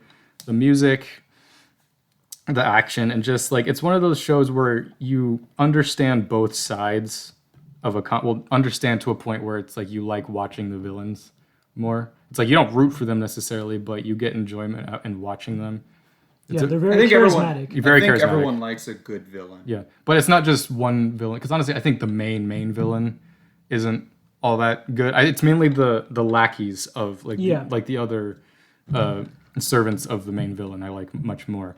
And just the power system, like the equivalent exchange, like I love that concept. Honestly, just everything that went into this show, like you could tell it was made by people who genuinely wanted to tell this story. Because there is the original Fullmetal Alchemist, but unfortunately with that show is, well, one, it's older, and two, like they did the cardinal sin with anime, and that was that they caught up to the manga and then went beyond it and making their own thing. But thankfully then they were like, no, we can't do that. So they did Brotherhood, and that's the full proper story. So it has one of my new favorite characters in Fuhrer King Bradley. Like I just love badass old men who use swords. Obviously I won't go into spoilers, but he has one of my favorite stories as well. Like he's not focused on too heavily just because there's a huge cast of characters, much like My Hero, but whenever he's on screen, I love it. I recommend Fullmetal, as much as it's like it has a pretty cringe fan base and whatnot. I mean, pretty much every anime does. I recommend it to anyone who's considering watching it. Like, yeah, it's 65 episodes, but you could like honestly, I wouldn't recommend doing it how I did it because I did it in 3 days, doing 2 seasons at a time, and I felt like I still thought it was great, but I felt like I consumed a lot way too fast. But I definitely recommend spacing it out. But speaking of consuming a lot way too fast, what? The second one. We're gonna go that one. Okay. Well, do you want to go to that one? Did you have a different one in mind? I was just gonna cover some of the other shows. Okay. I'll go to Cowboy Bebop next. Have you seen Cowboy Bebop? None of you seen Cowboy Bebop? No. God damn it! I was trying to go through it. I know it's good though. I know it's a classic. Cowboy Bebop. Yeah. There's not much I need to say about Cowboy Bebop. It's literally, if Dragon Ball Z didn't do much for anime, Dragon Ball Z and Cowboy Bebop did the most for anime, I would definitely say. The OGs. In terms of like pioneering new styles. But Cowboy Bebop just again, another one of those where pretty much all of these, except for that one and that one, have... Didn't it start the sci-fi genre of anime? Kind of. Or pioneer that? I mean, it took it into an interesting direction. Definitely what carries Cowboy Bebop for me, and I think for everyone else, is the characters. Like, it's more of an ensemble show. Like, you follow, Spike Spiegel, Faye Valentine, Jet Black, Ein, all of them. But it's one of those where you could pick one of those. It's kind of like a Friends scenario where like you could rewatch Friends and only really focus on one of them and go through. Where it's like, for me, my favorite one is Spike Spiegel. I mean, that's kind of like a boring one to say, but I just love Spike's story just because, well, for one, he kind of reminds me of Kiritsugu as well, like both in design and in character. But I mean, he's much more upbeat than Kiritsugu is, and also still like a bounty hunter type. I mean, yeah, they're all bounty hunters, like that's the story of it. But I don't want to talk too much about, but just some of the story, because it's anthology-esque, like each episode. I mean, there's some like 2-parters and then obviously like the last one is kind of like a 3-parter kind of story. But each one is like important. Also, just everything about it. I mean, like how Demon Slayer is with animation, Cowboy Bebop is with its music, because it's literally like you never think jazz would fit well with like kind of animation, but just the tone of the story fits, and just the composer, like the way she did it, it's amazing. And I think that the live action is a blight on this earth, the fact that it was ever created. I mean, I don't mind the fact that it was created, I just don't like the way it was handled. It doesn't destroy the fact that Cowboy Bebop's still amazing, though. The original. Either way, like, Cowboy Bebop, watch it. It's 25 episodes. I think it's on, the original's on Netflix now because the live action got on there, but definitely watch it. It's a classic, like, obviously, like, it's a classic. I wouldn't say that for everybody, if you watch it, it would be your automatic favorite, but I would definitely say that you're missing out. Like, if you're a huge anime fan, if you don't, like, you need to watch this. Like, it's integral in both anime history and just in, like, an amazing story. But, yes. Going off of Cowboy Bebop, let's go to some interesting picks. Okay. I think, I'll cover the one that I know you guys won't have any input on. That's Date Alive. Watch my reactions to them because I'm watching season 4 right now. Date Alive, I think you would definitely enjoy Date Alive. I don't know about you. No, listen, it's a harem show, but it's not. I was gonna say it's not ecchi all of the time. It's ecchi sometimes, but it's Date Alive. Okay, pretty much the premise of Date Alive is there's main, protagonist dude, and there are these characters called spirits. And also, the way I'm going to describe it, it's going to sound a lot like Fate. It's not Fate, but pretty much it's these characters. They are these magical beings, and they come onto the earth, and they create, like, because they... Shut up! They arrive on the earth, and they create what are called, like, these spatial quakes, which pretty much is, like, these big explosions that, like, destroy just because of they're using their powers on the world. No one... The mass populace doesn't know about the spirits. They just think that these quakes are just like these natural phenomenon. But the main dude runs into the main girl here, Toka. Well, that's not, you don't know her name right away, but, and then he finds out it's like, oh, these quakes are because of these girls kind of thing. And it's pretty much how this guy has to go about making sure these spirits don't cause destruction and making sure that their powers get sealed so that they're not like exploding everything they touch, is he goes on dates with them. It feels like Honey Pop with a lot more risk. No, it feels like the second Honey Pop game, honestly. Maybe, yeah. Isn't the second Honey Pop game you have to train there's go also on a threesome with these two goddesses or the entire world explodes? he doesn't do all of them at once. It's just one at a time. But but literally, and then another charm of it is the girl here who's his sister. The red-haired one? Yeah. There's this organization that is going about like trying to get these spirits as well that also no one knows about. But they help him go on dates with these I almost said servants, spirits, trying to, and pretty much what happens is he gets like all the crew vote on these prompts for him to say.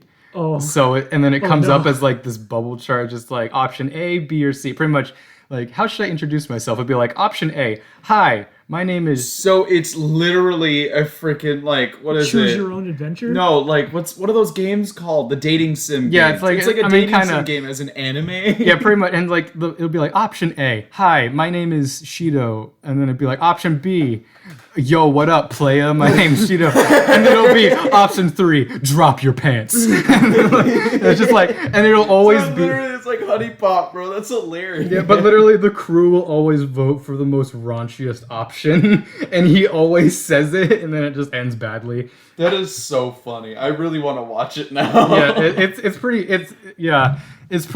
You stay for the. I mean, you watch it for like the plot and the ecchi stuff and whatnot and the comedy. But honestly, it has a lot of heart.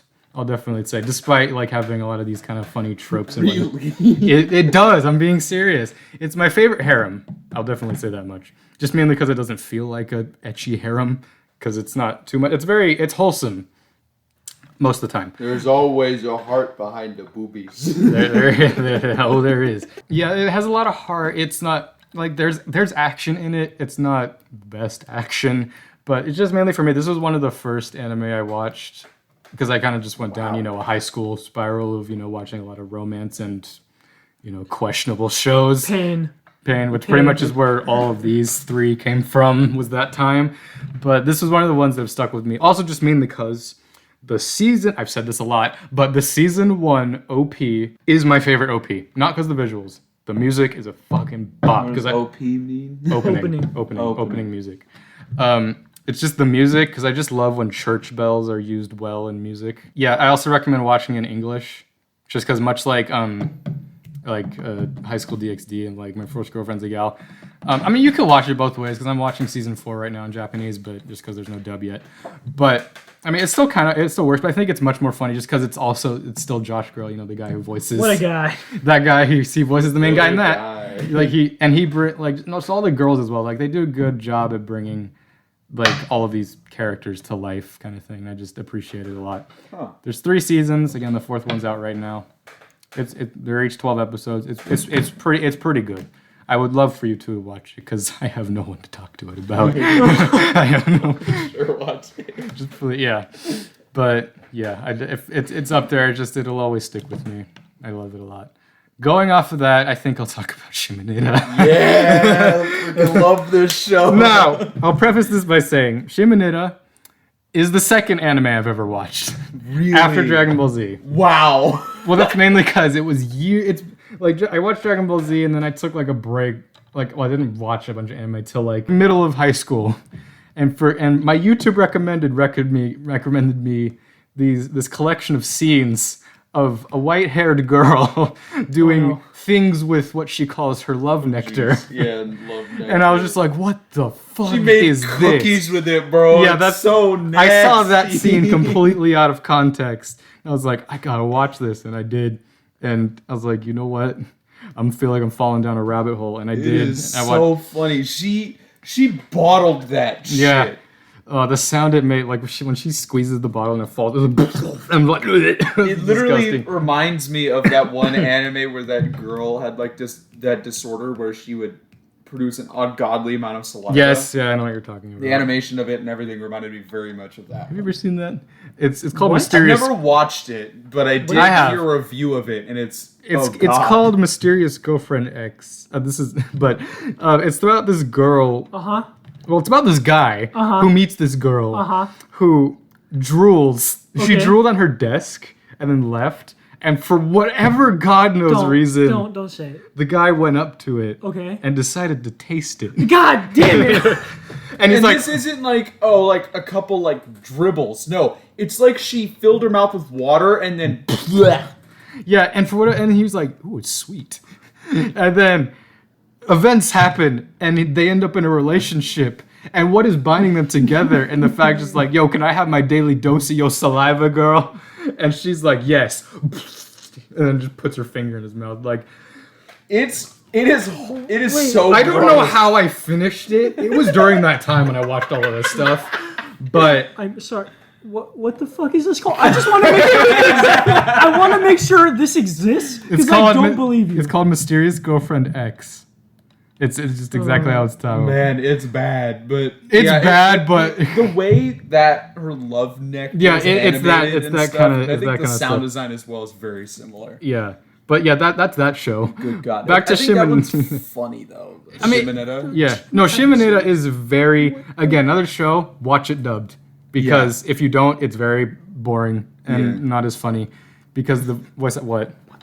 I'm so confused. Yeah, I mean The that's sub is- it. That's it. I'm so The confused. That's sub it. for a sub is still pretty funny. I mean, I've watched both. It's still pretty funny. Yeah, both it's fine. ways. I just find it like I laugh more when I watch It's it dubbed. so good. I've actually laughed out loud watching that. I'm giving you show some several interesting times. recommendations Yeah, today. I am. But Look yeah. up some YouTube clips. It's No. pretty bad. Yeah, you don't have to watch. I mean, you could. I did somehow, but I finished it. But there's some pretty funny stuff in there, to be fair. But the Shimoneta, it's just like again, second anime I ever watched. It stuck with me all of this time has it scarred me? Yes, but in a good way. Just in terms of like the dub is so raunchy. It's so funny. Like I don't usually like raunchy shows or movies or anything where like that's the whole thing. Yeah. Where it's just raunchy comedy. But for But some it's reason. like self-aware. Yeah, it's very self-aware. It's mainly the main girl. Like her voice actress, she just goes all in. It's like so she just funny. doesn't care. And I love it a lot. Again, another one where the main dude is voiced by Josh Grell. I'd say she's best girl. No, I mean, yes. Yeah, definitely. But if I ever had like a waifu tier list, she'd be at like the top for me. Definitely. This girl would be at the top for me personally. But I love the concept. I love how it's executed. It's like, other than like how the comedy is and everything, it's very mid. But other than that, like just like the animation, art, and everything, mid. Comedy, character, voice acting, S tier. Like, it's some of the best. And it'll always stick with me. I just love that that's like how my anime watching went. I went from Dragon Ball Z to Shimoneta. And then it was all downhill from there. Have you seen Shimoneta?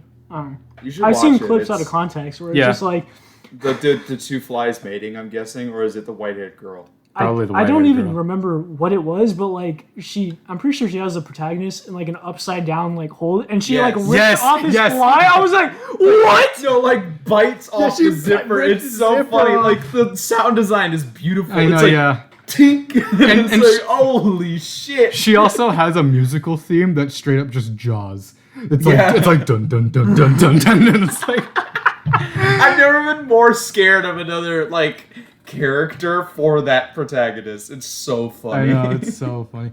It's what started my love for like yandere type characters. Yeah, it's just like, it's so funny. It's one of those anime though where I wish like the one I found wasn't censored because I was like, damn it, it's all Steam. It's just all Steam. I saw it all uncensored the first time I watched it. But yeah, goddamn, definitely recommend both of those. I think going off of that, let's talk about Chivalry of a Failed Knight. Now, I recommended this to you. I'm going through it. How much have you watched so far? I'm at the scene where like the protagonist is going to the dojo and the dude has a fucking snake sword. Oh, dude, that's my favorite fucking fight. I'm right before it starts and I'm like, okay. Okay, so you've gotten through a good chunk of it so far. I don't know what. Okay, so Chivalry of the Failed Knight, this is another one where, again, it's very trashy power fantasy, but this one is my favorite of, like, the kind of shows where it's power fantasy with an OP protagonist. And that's mainly because the protagonist feels human. He does not, I mean, he definitely has the powers of, like, a god and whatnot. But At times, yes. But he gets injured. Like, he takes damage. Like, he bleeds. Yeah. Like, definitely that when he fought the archer guy. Yeah, no, like he literally... He was on the verge of death in that fight.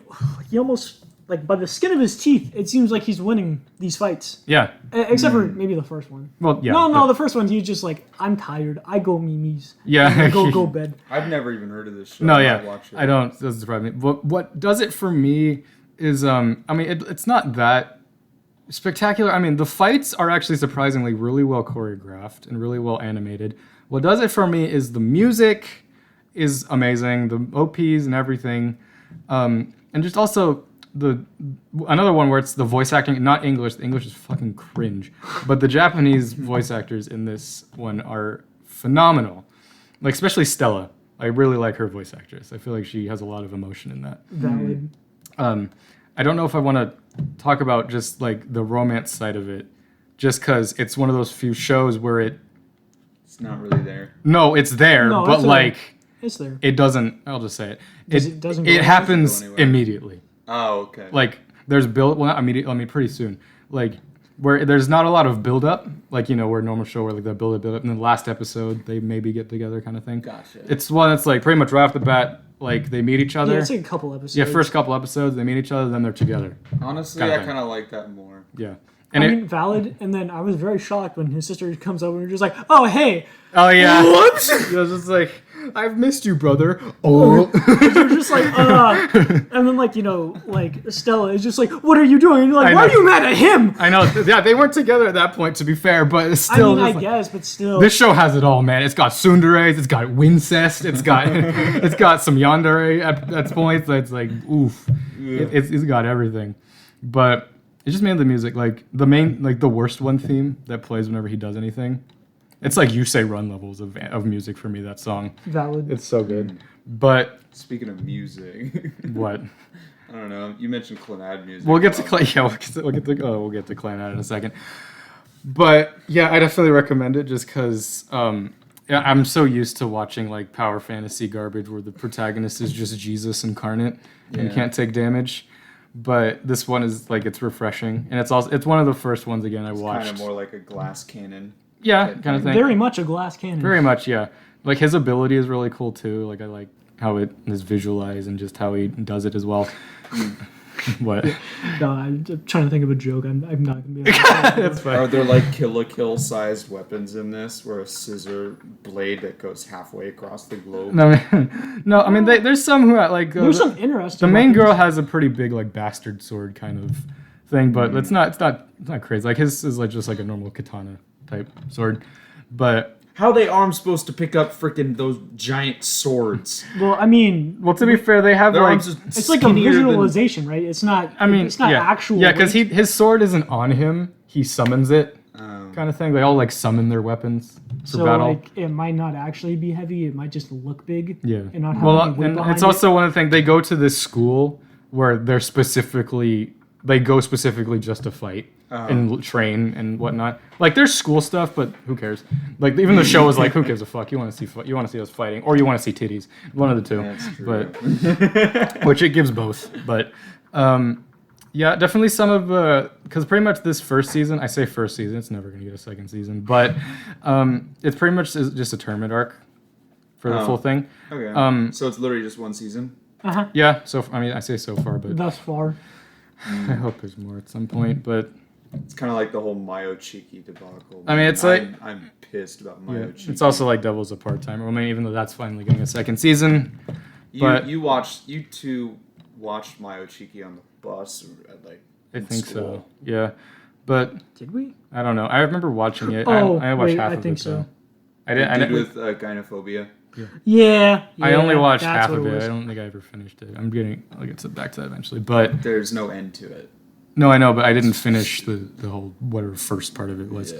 I was like, what the fuck? I'm like, that sounds familiar. I did watch it. But yeah, good romance, good action, good music, good grog. Going off of, kind of questionable romance stuff, we go to easily the best romance cap ever, Clannad. I don't think I'm ever gonna watch it because I don't think I'm emotionally prepared. Yeah, that's the thing about Clannad. I will say to the end of time that people should watch Clannad. For one, I get why you wouldn't, because, the big complaint about Clannad, the eyes, they look weird. I mean, honestly, But- that doesn't bother No, me at yeah, this that was point. It's more of like, I I honestly don't really want liked to it. be like legit sad. No, yeah, that is the other thing about Clannad. It will make you cry. That's not a maybe, that's a will. It will happen just because you can watch at least because there's two parts to Clannad. There's Clannad and then there's Clannad After Story. Clannad is good. Like I definitely got emotional watching it, but it's fucking Clannad After Story where it's like, good fucking God, I didn't know I was able to feel this much emotion towards this.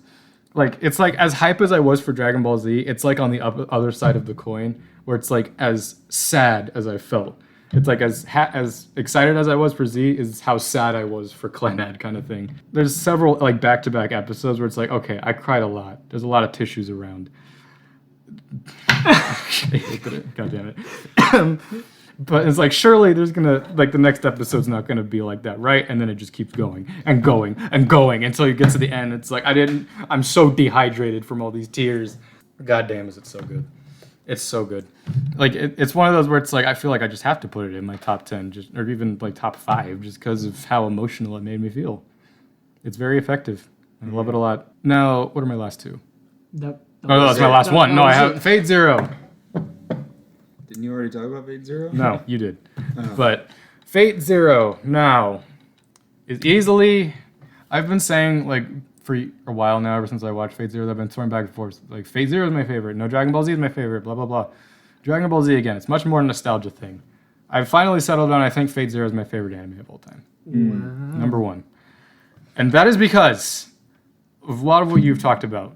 Like everything in it, like just characters, motivations, like the characters, every single ones, even the ones you're not supposed to root for at all.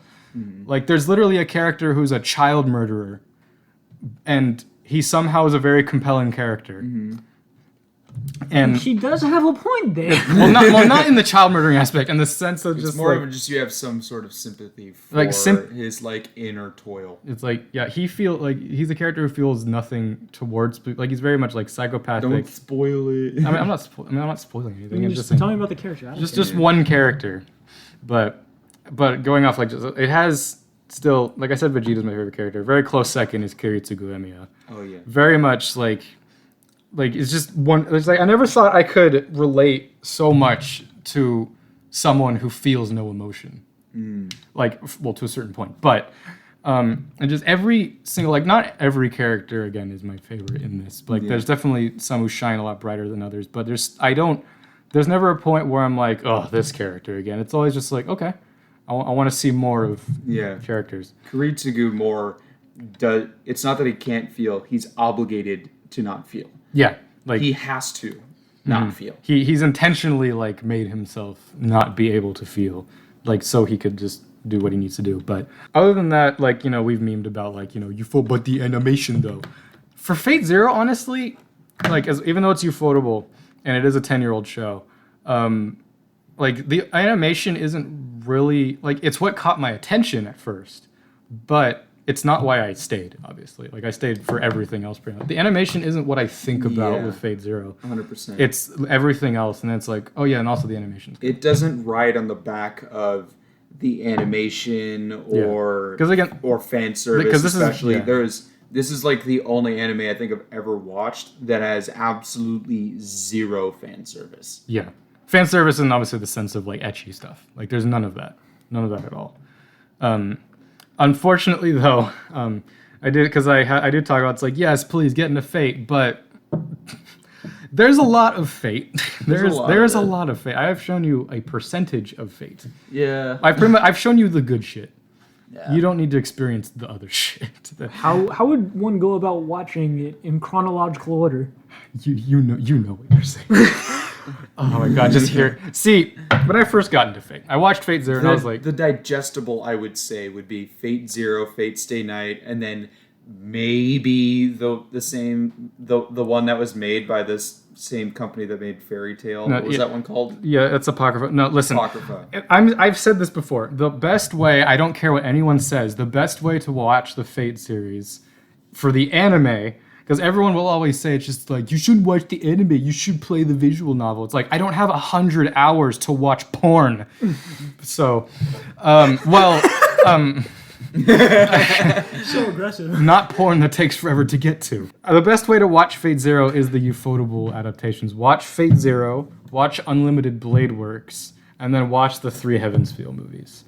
And then if you want to watch more, you can watch whatever the fuck you want after that. Chronological doesn't matter. Yeah, there's a lot of different universes. Fate Zero is like the beginning, and then Unlimited Blade Works and all the other ones kind of branch off. Because what it is, it's because the Fate Stay Night.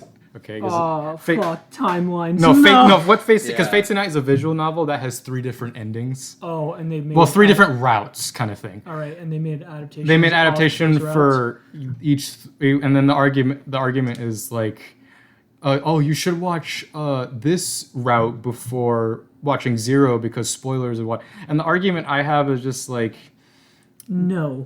Well, yes, no, but I kind of have the Star Wars argument where it's like, you could watch 4, 5, and 6 before 1, 2, and 3. But why? But, like, I feel like you could get much more out of watching 1, 2, and 3 before 4, 5, and 6. Because there's a lot of things where it's like, you shouldn't watch the 3 movies before watching Zero. Or you shouldn't watch Zero before watching the 3 movies. Because it spoils stuff that'll happen in the movies. But I think it's better because I think it sets up better, like, why certain things happen. Because if you just watch those 3 movies and, you know, a certain character starts doing certain abilities and whatnot, it kind of feels like it just comes out of nowhere. Yeah. But if you watch Zero, it makes much more sense because Zero is a prequel to all of that. But Zero, thankfully, that's another thing why I like Zero more than anything else in Phase, because it's just Zero. There's nothing else. There's no other routes or anything. It's just, you don't need any other lore. I mean, it explains all of it, but it does help if someone's there to help explain it for you. Which is why I insisted on watching it with you. But, like, Zero, and it's also a thing where it's like you can watch Zero and go into, like, you could watch the movies and then watch Unlimited Blade Work, because, like, you could watch Zero is very good as a standalone. Yes, like, you don't even need to watch the Stay Night stuff. Like, I think the Stay Night stuff is good, but I think Zero is still the best. I think you could easily watch it on my own. Or on your own. Yeah, it's not tropey, like, and even the action, it's like the action happens sparingly. Like, but it's good. Yeah, but it's good action. And there's weight to it. You can tell they save up to it. Fight, it costs something. Mm-hmm. Exactly. There's also the magic system, because there's magic and whatnot in it. It's really interesting. Oh yeah, the lore. That's what I was talking about. The lore. Goddamn the lore. That's the way they present the lore in Fate Zero specifically. Like, a main gripe that people have with Fate is that it's a lot of dialogue. It's a lot of dialogue and a lot of lore, but I think it is, even though it's a lot, it's digestible. Yes. Fate Zero presents it specifically the English dub. Because I think why a lot of people don't like it is because most in the people... sub, it's like all reading with moving pictures. Yes. Yeah, because with a lot of people, why they complain about it is because most people will watch it subbed. Yeah. Then dub, even though I say you need to... Like, Fate Zero, at the very least, you can watch everything else subbed or whatever, it doesn't matter. But Fate Zero definitely you should watch it dubbed. But mainly... Also, the most famous trap is from the Fate series. Apocrypha, specifically. Yeah, that's true. Yeah, the lore is presented in the dub specifically, and just in Fate Zero in a way that does feel... Because if you watch it dubbed, you can at least listen to it and look at other things. Instead of, like, you can look at the cool art that's being presented, and just you can listen to it and, like, really take it in more. Yeah, and it has, again, also voice acting. Literally, my favorite voice actors ever in Crispin Freeman and Matt Mercer. Like I've said that, I've given them praise a lot just because they deserve it. Like, in this show, like, Matt Mercer has talked about in interviews and stuff before that his favorite character that he's ever voiced is Kiritsugu from Fate Zero. Oh, yeah. And that makes me love the show even more and love that character even more. Because when you listen to his dialogue and how Kiritsugu speaks in the story, you do feel like you do feel emotion. The dialogue in this, I'd say, is probably some of the best. Some of the best, yes. Like, just everything just works. Like, it's just my favorite overall. It's like it's 25 episodes, and it doesn't really feel, even though, again, it's a lot of dialogue, there's no filler necessarily. There's nothing... There's fun little side quests. Yeah, there's one episode I think of where it's like you could skip that episode because it's mainly an episode that sets up a character later for other stuff, for other shows. But like if you skip it or if you watch it, either way I think you get a lot of enjoyment out of it. That's really. But other than that, it's like nothing's wasted in that show. Yeah. Like, everything has its purpose. It is an equal balance of everything except maybe romance. There's no romance in it. There kind of is. Actually, no, there is. There's a healthy dose of romance in it. But it does not focus on anything in particular other than like action and that kind of thing.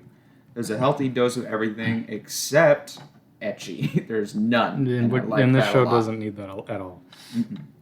Yeah, and it definitely, by the end of this, like, again, I'm not going to say anything, but at the end, it leaves you wanting to see more, but not in the sense of like you're excited to see more. It's just in the sense of you want to see where the story's gonna go. Like this is one of those shows where it's when you have a good meal, you're excited to have it again, even though you probably won't. Yeah, I'll definitely say though, like, because one of the big things about this is each character has their own. Like they have their own motivation, they have their own ideology. That's the big thing about Fate Zero is ideologies. Like each one has you could break down each character, even like some of the most side, like unimportant, not focused on characters that don't have a lot of dialogue. They have their own like motivation, anything that you can take from it. And it's very deep. This show didn't make me cry, but it did make me question things. There's a lot of philosophical questions in here. Like my favorite, just to keep it brief, is towards the very end where it's spoilers kind of, but like it touches on the concept of, because the Grail can grant anything. If you were to ask it to get rid of all evil, what does that mean? And it touches on the fact like, oh, well, you have to kill all of these people. Yeah.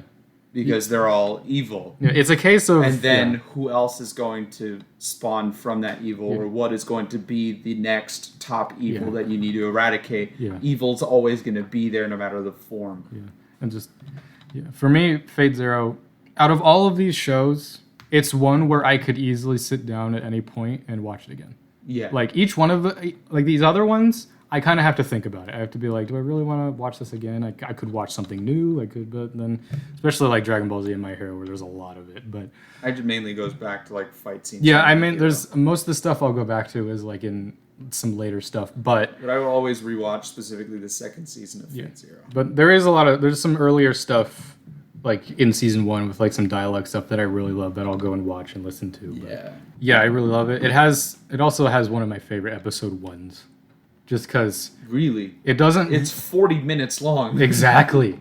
Well, just that's mainly because it doesn't hold Fate. That's also the thing. It's like it introduces a lot of lore and a lot of these concepts, but it doesn't hold your hand, really. Like it kind of like, but it doesn't really expect you. A lot of it is inference for sure. Yeah, like it knows when it's saying stuff that you need to remember, and it knows when it's saying stuff just to build the world, kind of thing. Yeah. But like, there's been many times where I've like started watching it again, and I get to a certain point where just like, well, not where I get bored or anything, but it's just where I want to watch new stuff. Like I could play this entire show in my head by this point, but and I'm just so happy because this is one of those shows where I discovered by accident, kind of thing. Well, not by accident, but just where it's just I wasn't looking for it, but I found it, kind of thing. Because literally what it was I was on YouTube and I just randomly in my recommended. It was literally like a divine intervention kind of thing. Like you need to watch this show. It was like top 10 anime fights kind of thing, and one of the fights from this show was like number 4 or something. Yeah, one of the final fights. Yeah, and then I was like, ooh, like that. Like, 'cause other than that, it was like stuff from like Dragon Ball, My Hero, like Jujutsu Kaisen and stuff like that. And I was like, yeah, I know these shows are good, but it's like, ooh, Fate Zero, I haven't heard of this, and I watched it, and I fell down a deep rabbit hole. Yeah, I've consumed literally almost every facet of Fate. And it's crazy because, like, I think about it, it's just like, I've done so much research on this goddamn universe, and a lot of it's kind of gone now. Like, a lot of kind of like Minecraft. I've done so much in my life to Minecraft, like, but it's all just useless information. Yeah, I've absorbed so much information, like, so much I've learned, and, like, a lot of it stuck in there for a while, but since I haven't watched anything on Fate for a long time, it's kind of just left and been replaced with other things, but... There's a lot I still know. Yeah, well. Does it sound like something you'd want to watch? I mean, maybe. Yes? Yeah. Maybe? I would definitely say get through, because obviously right away, it takes a bit. It takes a bit, I would say, because the fighting, it takes a little bit for that to get going. It takes a little bit. You do have to, because it makes sure that you know a lot about each and every one of these characters. Again, like we talked about, like the first episode's 40 minutes long. That's without an opening as well. It takes a while. Like again, I'd say like just watch this. If you want to watch more, there is more. If you don't want to watch more, that's perfectly fine. Like Fate Zero is a perfect you could have it be one and done, or you could watch more, or you could watch even more. Wouldn't recommend that, but yeah, you can watch more if you want. Yeah. But how do we want to summarize this stuff? This stuff, well. I guess if we're done with... I'd say an honorable mention for me would be Sing Yesterday for me. Yeah. Just because I think it's a beautiful anime. If we want and an honorable mention. I think that one is the... if you want to put up like a picture, random screenshot from it, it's just beautiful. But it's also, I think, the most realistic anime in terms of slice of life. I think it's the closest to life you can get with an anime. Mm-hmm. That's mine. What about you, Jesh? What would you have for an honorable mention? I wasn't prepared. No, it's okay. I'm going to just say something. I literally binged all of fucking My Dress Up Darling the other day. Oh, yeah, I'm getting around to that eventually. It was good. Mm-hmm. That's all I can really say about it. Yeah. It was cool, like, little plot, anxiety, topics. They handle it all right. But, you're there because cool story. Yeah. And also... Etchy at times, but that's what you're there for, I suppose. Yeah. An honorable mention for me... Probably be Stay Night, I'm guessing. No, I've intentionally limited myself to only doing like one of each kind of series. Gotcha. I wouldn't like Fate, honestly, I would just lump that all together, but just mainly Fate Zero. But an honorable mention for me, it's the one that I replaced with Fullmetal Alchemist. It's just because I didn't want a bunch of ecchi on here, but Rosario Vampire. Oh, really? Yeah, just because... other than, Data Live is my favorite harem just in terms of like wholesomeness and romance and whatnot. Rosario Vampire is kind of the other side of the coin where it's like my favorite harem in terms of ecchi. I mean, it's not always ecchi, but it's ecchi at times. I just like the way that story was handled and whatnot. I don't have much to really talk about on that. Yeah. Although there has been some recent stuff coming out this season that could possibly go on here once it's done. Like, have you been watching Spy Family? I've read the manga Okay. up until a certain point a couple months ago, and I'm like, okay, I want to wait till the season's done because I know what's gonna happen. Spy Family, it's pretty good so far. Like I really like it a lot. No, I love Spy Family. And then there's also Shikimori's Not Just a Cutie. Have you heard of that? I have heard of it. Haven't watched it. I like a Shield Hero. Oh fuck, that should have been my honorable mention. I fucking love Shield Hero. Yeah. I didn't say that because I'm not gonna watch season 2 until it fully comes out. Yeah. Because I'm an impatient bastard when it comes to that shit. Like, if I start watching something, I want to binge it if I'm able to. Gotcha. And since there's only like 4 episodes out right now for like this current season, because they like all of these shows you just mentioned all start. Yeah, this spring season's been nuts. So for me, I have to limit myself, so watching it week by week actually. Yeah. Because when I binge something, I have to do it all at once because I can't sleep at night otherwise. Yeah. Thankfully, the shows I'm watching right now, like the newer ones that are coming out, like they end in a way in which it's like, okay. And I'm not watching crazy stuff. Like a lot of what I'm watching right now is romance stuff. Valid. It's like Love After World Domination, Date of Life 4, a lot of that stuff. So I'm not having to think too much about it. I'm mainly just watching it for it. But it's all really surprising. Like the Shikimori one is honestly, might be one of my new favorite romances. And honestly, once it's done, it might go somewhere on here once it's done. But we'll see. Still got about 8 episodes to go on that. Anything else? How are we gonna summarize this or end it? Closing thoughts. Closing thoughts. Closing thoughts. I definitely will have to write down some of them that you wrote down. Like, Data Live sounds interesting. And throw it in the Discord. Just watch everything that's on here. Just throw it in the Even Discord. Dragon Ball Z. No. Yeah, I'll put my image in the Discord. So for sure. No. And then a couple that you put Yeah. down. Okay. Were interesting. Well, I don't think I have your Discord. Well, we can do it after. We'll do it after. yeah, we'll deal with this after. Well, either way, thank you boys for joining me on this. This was actually quite fun. I like talking about anime. I don't get to do it often. Yeah, it's probably going to be a lot to cut out. It's a long recording. I mean, I intend for this to be like a podcast type episode. So, but yeah, so this was fun. Who do you think had the best 3x3? I think I did. I think we're all just gonna back ourselves. We're all gonna pick ourselves. What the fuck? I think I had a full range of everything. I don't know. I think my range is pretty good as well. I think I covered. I feel like each one of us had at least like a good range. I can't even remember what the fuck. We had our basic bitch answers. We had our personal preferences. I don't know. I think mine's pretty great. I mean, we're all gonna back ourselves to be fair, but yeah. Yeah. Well, all right. This was fun. Thank you for joining us on this, boys. Thank you for inviting me. Later, dude. And that was this episode of this podcast with the boys. Shout out to my friends Jesh and Brother for joining me on this. This was a lot of fun to do and really just quite the experience, if I should say. Let us know if you enjoyed this episode and maybe want to see more down in the comments. Leave a like, subscribe, and let me know just what you thought of it all. Until next time, I'm Lancer. Thanks for watching.